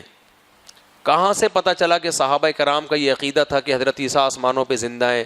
کہاں سے پتہ چلا کہ طلاق غصے میں دی جائے تو بھی واقع ہو جاتی ہے؟ تمہیں کس نے بتایا؟ ہم کہیں گے حدیث کی کتابوں میں. تو فوراً پتہ ہے ان کی اسٹیٹمنٹ کیا؟ یہ تاریخی روایات ہیں, قرآن کے مقابلے میں ان کی کوئی حیثیت نہیں ہے. یہ میں غامدی صاحب کے میں نے بہت کلپ سنے, میں ان کی نفسیات سمجھ گیا ہوں کہ وہ لوگوں کی نفسیات سے کیسے وہ بندہ کھیلتا ہے. سمجھ رہے ہو؟ یعنی ہم قرآن کو باتیں کر رہے ہو اور تم ہسٹری کی کتابیں پیش کر رہے ہو. تو تاریخی کتابیں ہیں, ہم نے خود تھوڑی دیکھا ہے کہ صحابہ نے فتویٰ دیا ہے, ہم نے خود تھوڑی دیکھا ہے نبی نے کوئی فتویٰ دیا. یہ تو ہسٹری کی باتیں ہیں, کتابیں ہیں جس میں لکھا ہوا ہے کہ فلاں نے یہ فرمایا. جیسے آج ہسٹری کی کتابیں ہوتی ہیں, جی علامہ اقبال نے یہ فرمایا تھا اور فلاں نے یہ فرمایا تھا. ہم نے خود دیکھا ہے فرماتے ہوئے کسی کو؟ کیا خیال ہے بھائی؟ تو یہاں سے یہ ہے لوگوں کی نفسیات سے وہ غامدی صاحب کھیل کے پورا ذخیرہ حدیث کو کیا کر دیا؟ اڑا دیا, بیڑا غرق کر دیا, اس کی حیثیت زیرو کر دی ہے. تاریخ کی کتابیں ہیں لیکن تاریخ کو بھی مانا جاتا ہے اگر وہ مستند ذریعے سے پہنچی ہو. اگر وہ آتھینٹک ذریعے سے نہیں پہنچی تو تاریخ کا بھی انکار کیا جاتا ہے. مستند ذریعے سے پہنچی ہے تو اس کا انکار کرنا بھی جہالت سمجھا جاتا ہے. ساری دنیا اسی اصولوں پہ تو چل رہی ہے. ہم جب ہسٹری بیان کرتے ہیں ماضی میں یہ ہوا تھا, ہٹلر نے یہ کیا تھا, ہم نے کسی نے دیکھا ہٹلر کو؟ پہلی جنگ عظیم, دوسری جنگ عظیم, یہ ساری تو ہسٹری کی کتابوں میں نقل ہوتی چلی آ رہی. دیکھا یہ جائے گا کہ یہ کتابیں لکھنے والے کون سے تھے, انہوں نے اپنا مشاہدہ نقل کیا ہے تو دیکھا جائے گا یہ خود سچے تھے یا نہیں تھے, جھوٹے تو نہیں تھے. تو تاریخ کی کتابوں میں اگر لکھا ہوا ہو کہ محمد صلی اللہ علیہ وسلم نے یہ بات کا حکم دیا یا سیدنا ابو ہریرہ یہ بات کہا کرتے تھے, اور اس کو نقل کرنے والا امام بخاری جیسا آدمی ہو, اس کو نقل کرنے والے امام بخاری کے استاذ عبد الرزاق جیسے محدث ہوں, ابن ابی شیبہ جیسے محدث ہوں, ابو داؤد جیسے وقت کے محدث جن کے نام کو لوگ چومتے ہیں عزت اور احترام سے, اتنی ان کی سوسائٹی میں عزت, اور وہ نقل کر رہے ہوں اپنے شیخ سے جس کے بارے میں اسماء الرجال کی کتابیں بھری ہوئی ہوں کہ یہ ان کا تبصرہ ان کے بارے میں کہ یہ ثقہ تھے, قابل اعتماد تھے, ان کی تعریفوں سے کتابیں بھری ہوئی ہوں, اور وہ نقل کر رہے ہوں اپنے استاذ تھے. ان استاذ کا نام بھی ہمیں پتا ہو, ان کے باپ کا نام بھی ہمیں پتا ہو, ان کی کنیت بھی ہمیں پتا ہو, ان کے بارے میں ان کے علاقے کے لوگوں کے تبصرے بھی ہمیں پتا ہو. پھر وہ نقل کر رہے ہیں اپنے استاذ سے, ان استاذ کا نام بھی ہمیں پتا ہو, ان کے باپ کا نام بھی پتا ہو, ان کی کنیت بھی پتا ہو, کہاں پیدا ہوئے, کب مرے, ان کے دور کے علماء کا ان کے بارے میں کیا تبصرہ تھا. یہ ساری چیزیں, اتنی زبردست قسم کی ہسٹری کسی کی محفوظ ہوئی ہو, یہ صرف پیغمبر اور صحابہ ہی ہیں, باقی کسی کی ایسی محفوظ نہیں ہوئی ہے. یہاں تک کہ محدثین کرام نے چھانٹ کے الگ کر دیا ہو, یہ حدیث صحیح ہے, یہ ضعیف ہے, یہ حسن ہے, اتنی زبردست. لیکن صحیح سندوں کے ساتھ جا کے ہمیں پتہ چل رہا ہو کہ عبداللہ بن مسعود یہ فتویٰ دیا کرتے تھے. آپ کہو کہ نہیں یار اس کا تو یہ ہسٹری کی باتیں ہیں. غامدی صاحب جو کہہ رہے ہیں 1400 سال کے بعد وہ صحیح ہے, اور عبداللہ بن مسعود جو پوری سند کے ساتھ, ابو ہریرہ کی بات پوری سندوں کے ساتھ چل رہی ہے, اور اس سے زیادہ آتھینٹیسٹی کسی کی ہو نہیں سکتی. کسی کو ناپنے کا کسی کورٹ کے پاس اس سے بڑا معیار ہے نہیں. اس کے بعد جب آپ کے پاس ایک بات آ رہی ہے اور پیغمبر کا حکم آ رہا ہے کہ آف اللحا، داڑھی بڑھاؤ، آپ اس کو یہ کہہ کے بتا دیں کہ اس کی کیا دلیل ہے، کہ یعنی یہ تو اس کی کوئی ہمارے پاس مستند بات نہیں ہے. اس کا مطلب آپ یہ تو ضد اور ہٹ دھرمی کی انتہا ہے بھائی. پورے ذخیرے حدیث کو آپ نے یہ کہہ کے اڑا دیا کہ بھئی یہ تو تاریخی کتابیں ہیں. تو میں حیران ہوں غامدی صاحب کے مقلدین پر. ایک طرف کہتے ہیں ہم کسی کی اندھی تقلید نہیں کرتے، اور تقلید کرنے پر آئے تو ایسی اندھی تقلید کے آپ نے ریکارڈ توڑ دی. ایسی تقلید حنفی ابو حنیفہ کی نہیں کرتے، شافعی امام شافعی کی نہیں کرتے، حنبلی امام احمد بن حنبل کی نہیں کرتے، مالکی امام مالک کی نہیں کرتے، جیسی غامدی صاحب کے فالوورز کس کی تقلید کر رہے ہیں؟ غامدی صاحب. ایک ترازو کے پلڑے میں عبداللہ بن عباس، عبداللہ بن مسعود اور ابو ہریرہ اور معاذ بن جبل اور ابو درداء رضی اللہ عنہ، عبداللہ بن عمر، حضرت عمر، ابو بکر صدیق، ان سب کے اقوال کو جو سندوں کے ساتھ چلے آ رہے ہیں وہ رکھا، خود نبی کے اقوال کو رکھا جائے. ان کو یہ کہہ کے اڑا دیا یہ تاریخ کی کتابیں ہیں بھائی، جبکہ وہ پوری سند تاریخ ہے، لیکن مستند تاریخ ہے.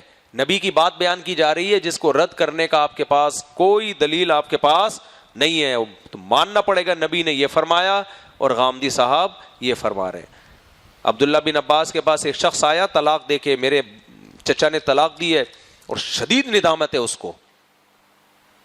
تو انہوں نے فتویٰ دے دیا کہ اس کوئی فائدہ نہیں ندامت سے. ابو داؤد میں حدیث موجود ہے صحیح سند کے ساتھ. تو غامدی صاحب نے کہہ دیا غصے میں نہیں ہوتی. تو میں لوگوں سے جو غامدی صاحب کو فالو کر رہے ہیں طلاقیں دو، غامدی صاحب سے فتویٰ لو، اپنے ضمیر کو تم مطمئن کر لو گے. خدا نہیں چھوڑے گا، خدا کی قسم تمہیں قیامت کے دن وہ نہیں چھوڑے گا. اللہ کہے گا کہ یہ سارے جو صحابہ تابعین تبع تابعین سے جو سلسلہ چلا آ رہا ہے یہ سب ایسے ہی تھے. ایک بندہ تمہیں ملا ہے جس کی پوری داڑھی بھی نہیں ہے. یار نبی نے فرمایا تو ہے نا داڑھی رکھو. کم از کم اتنی محبت تو ایک مذہبی اسکالر کو اسلام سے ہونی چاہیے کہ چلو یار میں نہیں مانتا فرض، لیکن نبی کا خود نبی کی بھی تھی، نبی کا حکم بھی ہے. اتنا تو یہ عمل نہیں ہوتا ان لوگوں سے، اتنا عمل نہیں ہوتا. اور ایسے اسلام کے ٹھیکیدار بنے ہوئے ہیں، وہ بھی غلط وہ بھی غلط. میں نے ایک جگہ بات کی تو تواتر سے ثابت ہے.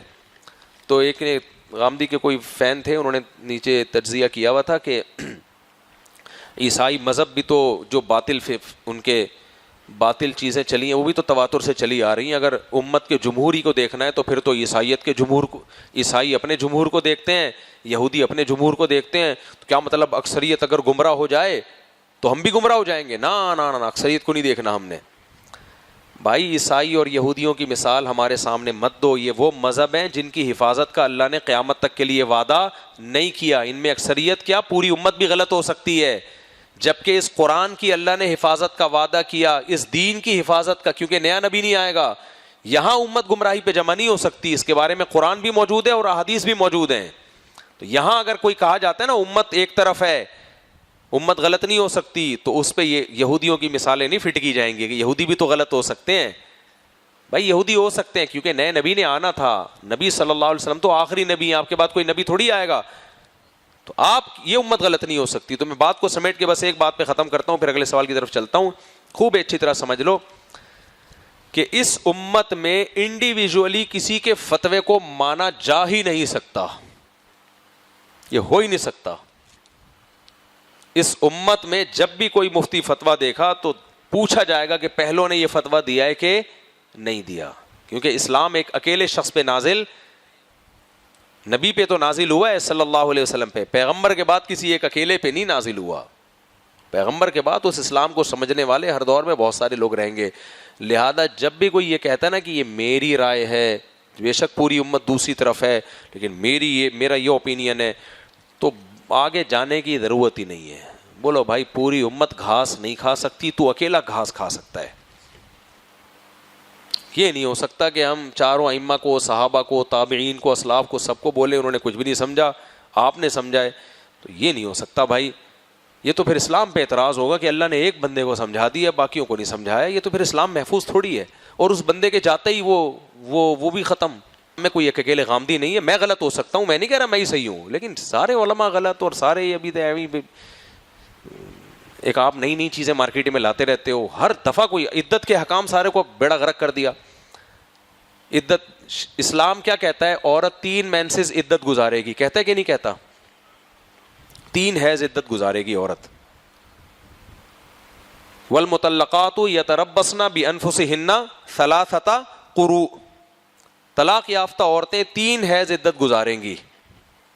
3 حیض. اس میں تو اختلاف ہے کہ یہاں قرض سے مراد طہر ہے یا حیض ہے. امام شافعی کہتے ہیں 3 پاکیاں اور امام حنیفہ کہتے ہیں 3 حیض. لیکن یہ ہے کہ 3 پاکیاں یا 3 حیض ہی گزارنے پڑیں گے, اس کے علاوہ عدت پوری نہیں ہوگی. جو حیض والی عورت ہے, مینسز جس کو آتے ہیں, غامدی صاحب نے اس کو بھی اڑا دیا. انہوں نے کہا ایکچولی اس دور میں چونکہ وہ مینسز تھے, پتہ چلتا تھا کہ حمل نہیں ہے, تو اب چونکہ الٹرا ساؤنڈ سے یا میڈیکل رپورٹ سے پتہ چل جاتا ہے کہ پریگننسی نہیں ہے, تو اگر پتہ چل گیا کہ پریگننسی نہیں تو کوئی عدت نہیں ہے. وہ میرے بھائی وہ تو ایک حیض سے پتہ چل جاتا ہے کہ پریگننسی نہیں ہے, اس کے لیے 3 کے تکلف کی ضرورت کیا تھی؟ وہ تو ایک مینسز سے بھی پتہ چل جاتا ہے. تو شریعت نے 3 کی قید کیوں لگا دی پھر؟ اور باندی کی عدت تو 2 حیض ہے, 3 ہے ہی نہیں.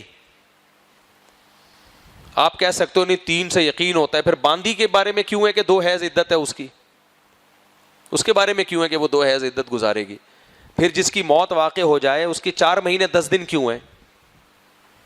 حالانکہ اس کو جب 3 حیض آئے تو عدت پوری ہو جانی چاہیے اس کی. کیا خیال ہے بھائی؟ ایک عورت بیوہ ہوئی, قرآن کہتا ہے اس کی عدت ہے 4 مہینے 10 دن. حالانکہ پہلا حیض آئے گا پتہ چل جائے گا پیٹ میں بچہ نہیں ہے, دوسرا حیض آئے گا پھر بھی پتہ چل, تیسرا حیض آئے گا نہیں, شریعت کہہ رہی ہے نہیں 4 مہینے 10 دن مکمل کرنے اس نے. تو اس سے پتہ چلتا ہے یہ عدت کے احکام توقیفی ہیں. توقیفی کا مطلب اس میں عقل اور رائے کا دخل نہیں ہے. ان کو کہتے ہیں امر تعبدی. بطور عبادت اللہ نے ہمیں کچھ احکام دیے ہیں کہ تم اللہ کے غلام ہو, جیسے کہا گیا ویسے عمل کرو. اس کو امر تعبدی کہتے ہیں شریعت میں, کہ ہم اللہ کے بندے, ہم پر اللہ کی عبادت فرض ہے. تو کچھ احکام اللہ نے ایسے دے دیے جس کی لاجک سمجھ میں آئے نہ آئے کرنا ہے ہم نے. یہ بالکل ایسے شیطان کو اللہ نے حکم دیا آدم کو سجدہ کرو, شیطان کی کھوپڑی میں یہ بات آئی نہیں کہ میں کیوں سجدہ کروں بھائی, تو آئے نہ آئے بھائی تیرے سجدہ تو تجھے کرنا پڑے گا. ابراہیم علیہ السلام کو اللہ نے حکم دے دیا بیٹے کو ذبح کرو, دے دیا کہ نہیں دے دیا؟ پھر بھی ذبح کرنا پڑا ابراہیم علیہ السلام کو. تو اس کو کہتے ہیں امر تعبدی. تو عدت کے حکام کے بارے میں علماء لکھتے ہیں کہ شریعت میں جب عدت کے حکام پہ غور کیا جائے تو اس میں ہمیں کچھ ایسی پیچیدگیاں نظر آتی ہیں جن کا ہمارے پاس کوئی جواب نہیں ہے سوائے اس کے کہ حکم ایسے دیا گیا ہے بس. مثال کے طور پر اب حکم دیا جا رہا ہے کہ ایک عورت 4 مہینے 10 دن عدت گزارے, لیکن جو حمل والی عورت ہے ادھر شوہر کی وفات ہوئی, 1 منٹ کے بعد بچہ پیدا ہو گیا, 1 منٹ میں اس کی عدت ختم. اب سوال پیدا ہوتا ہے بھائی یہ تو اس سے تو یہی پتہ چلتا ہے کہ عدت کا حکم اس لیے تھا تاکہ پتہ چل جائے کہ پیٹ میں بچہ ہے یا نہیں. اب اس کے بچہ ہو گیا تو ظاہر ہے نہیں ہے, لیکن پھر سوال پیدا ہوتا ہے پھر 4 مہینے 10 دن کیوں انتظار کروائے جا رہے ہیں بھائی؟ وہ تو 3 مہینے میں پتہ چل جائے گا, 3 حیض آئیں گے پتہ چل جائے گا کہ بچہ پیٹ میں نہیں ہے. پھر بوڑھی عورتیں جو حیض و نفاس سے مایوس ہو چکی ہیں, قرآن کہہ رہا ہے واللائی یئسن من المحیض من نسائکم, وہ عورتیں جن کو حیض آنا بند ہو گیا, بڈھی ہو گئی. جب عورت کو حیض آنا بند ہو جائے تو بچے کا چانس ہی ختم ہو جاتا ہے. ان کی عدت بھی قرآن کہہ رہا ہے کہ طلاق کے صورت میں 3 مہینے ہیں اور موت کی صورت میں 4 مہینے 10 دن. تو اس سے صاف پتہ چلتا ہے بھائی یہ امور تعبدیاں ہیں, توقیفیاں ہیں, یہ اللہ کی طرف سے آرڈرز ہیں جن کو آپ نے فالو کرنا ہے. اس میں لاجک واجک میں جاؤ گے تو پھنستے چلے جاؤ گے. تو آمدی صاحب نے بلا وجہ کی ایک لاجک نکال دی کہ الٹرا ساؤنڈ کرا دو. ابے الٹرا ساؤنڈ ہی کرا کے اگر ہوتا تو ایک حیض سے ہی پتہ چل جاتا ہے کہ اس کے بچہ نہیں ہے. ہو سکتا ہے کوئی اس میں یہ لاجک پیش کرے کہ وہ ایک حیض میں اس کا امکان ہے کہ شاید جھوٹ بول رہی ہو, حیض نہ آیا, اس نے بول دیا حیض آیا ہے, تو 3 میں بھی تو جھوٹ بول سکتی ہے وہ. کیا خیال ہے؟ تو اس لیے دین علماء سے سیکھو میرے بھائی, جو صدیوں سے علماء چلے آ رہے ہیں. باقی میں آج کچھ بول گیا کافی حد تک, تو پھر لوگ کہتے ہیں غامدی صاحب نے یہ کیا. میں کب کہہ رہا ہوں سارے کام غلط کر رہے ہیں. بعض چیزوں کا غامدی صاحب نے بڑا اچھا جواب دیا. قربانی کے فلسفے کے بارے میں جو غامدی صاحب نے جواب دیا, بقرعید کی قربانی پہ لوگ اعتراض کرتے ہیں, بڑا اچھا خاندانی جواب دیا غامدی صاحب نے. تو بس جو اچھا جواب ہے وہی ٹھیک ہے. باقی بہت بڑے بڑے مسائل میں بڑے بڑے بلنڈر کیے ہیں. قادیانیوں کو کہتے ہیں کہ کافر مت کہو. بھائی کیا کہیں پھر؟ مسلم کہیں؟ کہہ رہے بس ان کی جو رائے ہے ہم مسلم ہیں. ہم کون ہوتے ہیں؟ ہم کوئی ٹھیکیدار تھوڑی ہے کسی کو کافر کہنے کے, لہٰذا ہم کون ہوتے ہیں کہنے والے؟ آپ بڑے مزے سے قادیانیوں کو فیور دے رہے ہو آپ. بہت مزے سے فیور دے رہے ہو. ہم کون ہوتے ہیں کسی کو, جس کو اللہ کافر کہہ رہا ہو تو ہم کیوں نہیں اس کو کافر بولیں گے؟ ہاں جہاں ہمیں خود کنفیوژن ہے کہ پتہ نہیں کافر ہے یا نہیں, تو وہاں احتیاط کا تقاضا ہے, کسی کو کافر مت بولو. تبھی یہ جو علماء, بعض مولوی لوگ بیٹھ کے وہ بھی کافر, ان کے ہم بھی خلاف ہیں کہ یار تم کون ہوتے ہو کافر کہنے والے, یہ تو اللہ فیصلہ کرے گا. لیکن جہاں اللہ نے فیصلہ کر دیا ہو, اللہ نے کہا نا قل یا ایھا الکافرون, اللہ نے کافروں کو کیا بولا ہے. اور میں غامدی صاحب سے کہتا ہوں چلو ہم کافر نہیں بولتے, غیر مسلم تو بولنے دو نا. قادیانی کیا ہے؟ غیر مسلم. کافر نہیں بولتے, آپ کا ہم خیال کر لیتے ہیں آپ کے نظریے کا. ان کو تو اس سے بھی چڑ ہے کہ آپ کون ہوتے ہو کسی کو غیر مسلم کہنے والے. تو یہ پھر زیادتی ہے میرے بھائی. نبی صلی اللہ علیہ وسلم کی نبوت کا, ختم نبوت کا انکار کر دیا. ختم نبوت کا انکار چھوٹا جرم تھوڑی ہے, اس لیے کہ جب آپ نے ختم نبوت کا انکار کیا تو نیا نبی پرانے نبی کی نبوت کو کینسل کر دیتا ہے. نئے نبی جو بات کہے گا اگر وہ پرانے نبی کے خلاف ہو تو فالو کس کو کیا جائے گا؟ نئے نبی کو. تو آپ نے تو نبی صلی اللہ علیہ وسلم کی حیثیت ختم کر دی جو اللہ نے آپ کو اعزاز دیا ہے, اور ایسے لوگوں کے بارے میں آپ کہہ رہے ہیں ان کو غیر مسلم بھی نہ کہو. تو کیا کہیں ہم؟ مسلم کہیں.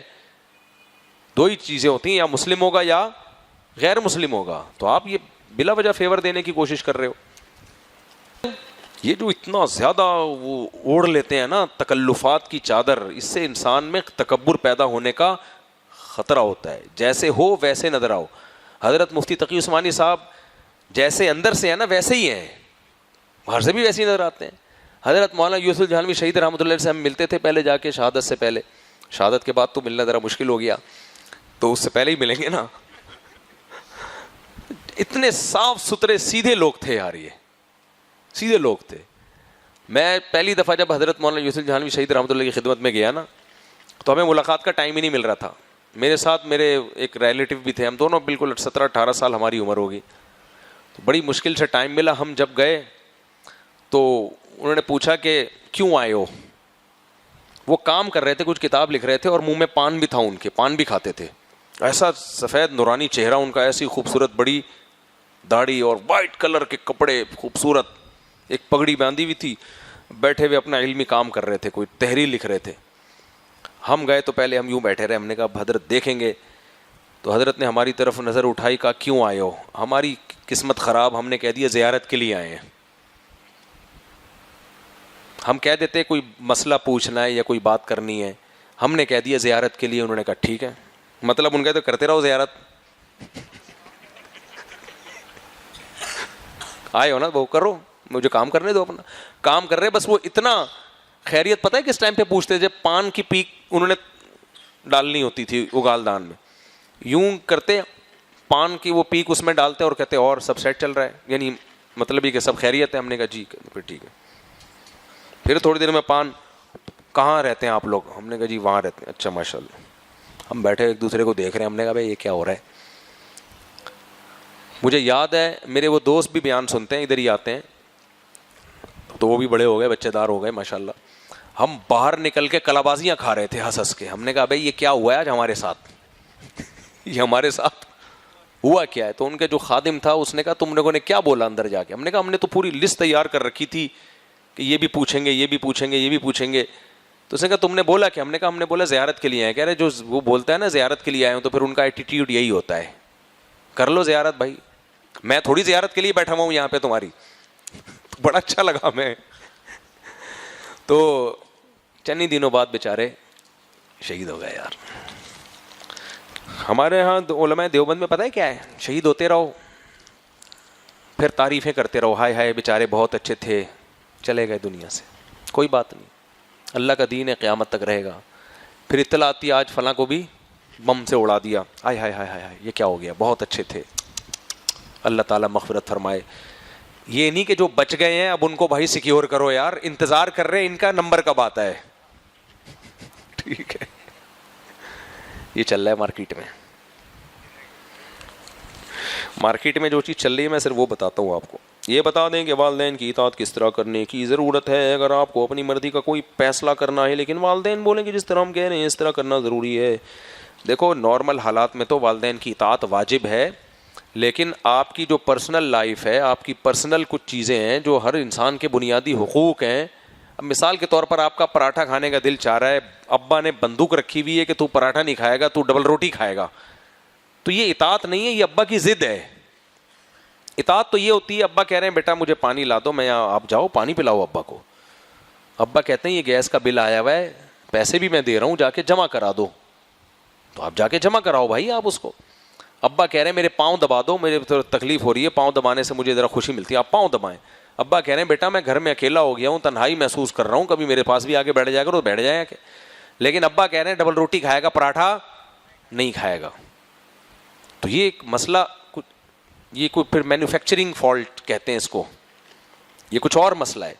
تو اسی طرح آپ کو ایک لڑکی بالکل زہر لگ رہی ہے, دل ہی مائل نہیں ہو, آپ کو وہ جمشید لگ رہی ہے, ابا کہہ رہے ہیں تو یہاں شادی کرے گا. آپ ابا کو کہو ابا میرا بالکل اس کے لیے فیلنگ ہی نہیں ہے, بعض ایسے ہوتی ہیں فیلنگ ہی نہیں ہوتی آدمی کی, نہیں یہیں کرے گا. تو بھائی آپ نے اس کے ساتھ جو بھی رہنا ہے نا, جو بھی آگے کاروائی ہوگی وہ آپ کی فیلنگ پر ہوگی, وہ ابا کی فیلنگ پہ تھوڑی ہوگی. اب یہاں اسلام یہی کہتا ہے بھائی اولاد پہ, بیٹی پہ بھی زبردستی نہیں کر سکتے آپ, بیٹی پہ بھی زبردستی نہیں کر سکتے. بیٹا تو وہ تو ویسے بھی لڑکا ہے, لیکن باپ یہاں بھی اس بیٹی پہ زبردستی کر رہا ہوتا ہے. مولانا عبد الغنی پھول پھوری رحمۃ اللہ علیہ میرے شیخ کے شیخ تھے. میرے شیخ مفتی رشید احمد صاحب کے شیخ کون تھے؟ مولانا عبد الغنی پھول پھوری رحمۃ اللہ علیہ, بہت اللہ والے بزرگ تھے, بہت ذکر کیا کرتے تھے. تو سندھ میں ان کا کوئی مرید تھے, کوئی سندھ سے تعلق تھا ان کا, وہ آئے اور کہنے لگے میں اپنی بیٹی کی شادی آپ سے کرنا چاہتا ہوں. تو حضرت نے فرمایا میں تو 70 سال کا ہو گیا, آپ اپنی بیٹی کی شادی مجھ سے کر رہے ہیں, اس کی عمر کتنی ہے؟ انہوں نے کہا 16 سال کی عمر ہے. تو حضرت نے فرمایا بہت زیادہ فرق ہے ایج میں, میں 70 سال کا, اس کی عمر 16 سال کی, تو آپ کیوں کر رہے ہیں؟ تو اس نے کہا حضرت مجھے آپ سے بہت زیادہ عقیدت ہے, محبت ہے, آپ میرے پیر ہو, میں اس لیے کر رہا ہوں.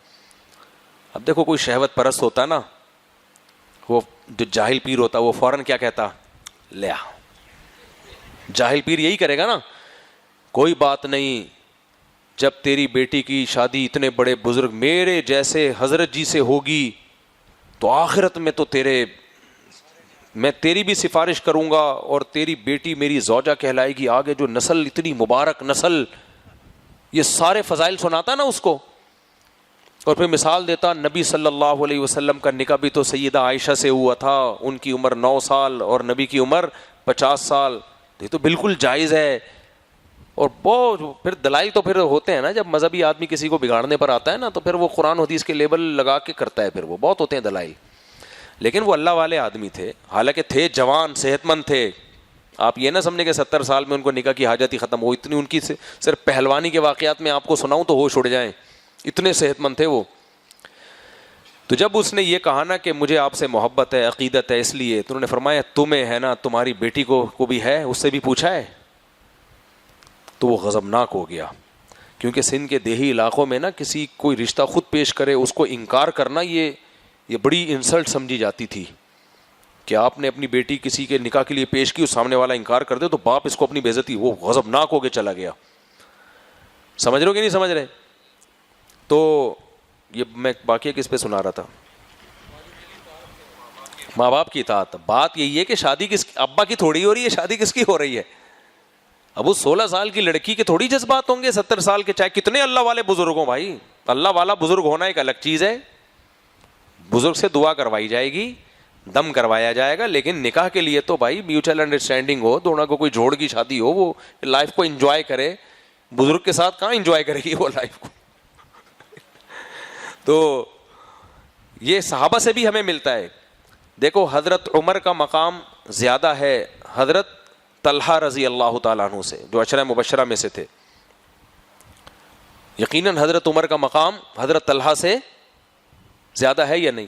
حضرت ام کلثوم کا نکاح کا پیغام حضرت عمر نے بھیجا اور حضرت طلحہ نے بھی بھیجا. مقام حضرت عمر کا زیادہ تھا, لیکن حضرت ام کلثوم نے حضرت عمر کا رشتہ یہ کہہ کے ریجیکٹ کر دیا کہ ان پر اللہ کے خوف کا اتنا زیادہ غلبہ ہے کہ ان کے چہرے پہ مسکراہٹ, اب بھی مجھے پورے حدیث کے الفاظ یاد نہیں, اپنے الفاظ میں ان کا مفہوم بیان کر رہا ہوں, کہ ان پر تو اللہ کے خوف کا اتنا غلبہ ہے کہ ان کے چہرے پر تو مسکراہٹ ہوتی نہیں, ہر وقت روتے رہتے ہیں. تو میں ایسے شخص سے نکاح کروں گی جو حضرت طلحہ تھے، جو وہ بڑے خوش مزاج تھے، ہنسمکھ تھے. تو حضرت عمر نے تو نہیں کہا کہ میری انسلٹ ہو گئی ہے، میں امیر المومنین ہوں. کسی نے ان کو کہا کہ آپ امیر المومنین کے رشتے کا انکار کر رہی ہو، مسلمانوں کے خلیفہ ہیں. تو انہوں نے کہا امیر المومنین ہیں، خلیفہ ہیں، لیکن ہر وقت اللہ کے خوف سے ہی ڈرے رہتے ہیں، ہے نا.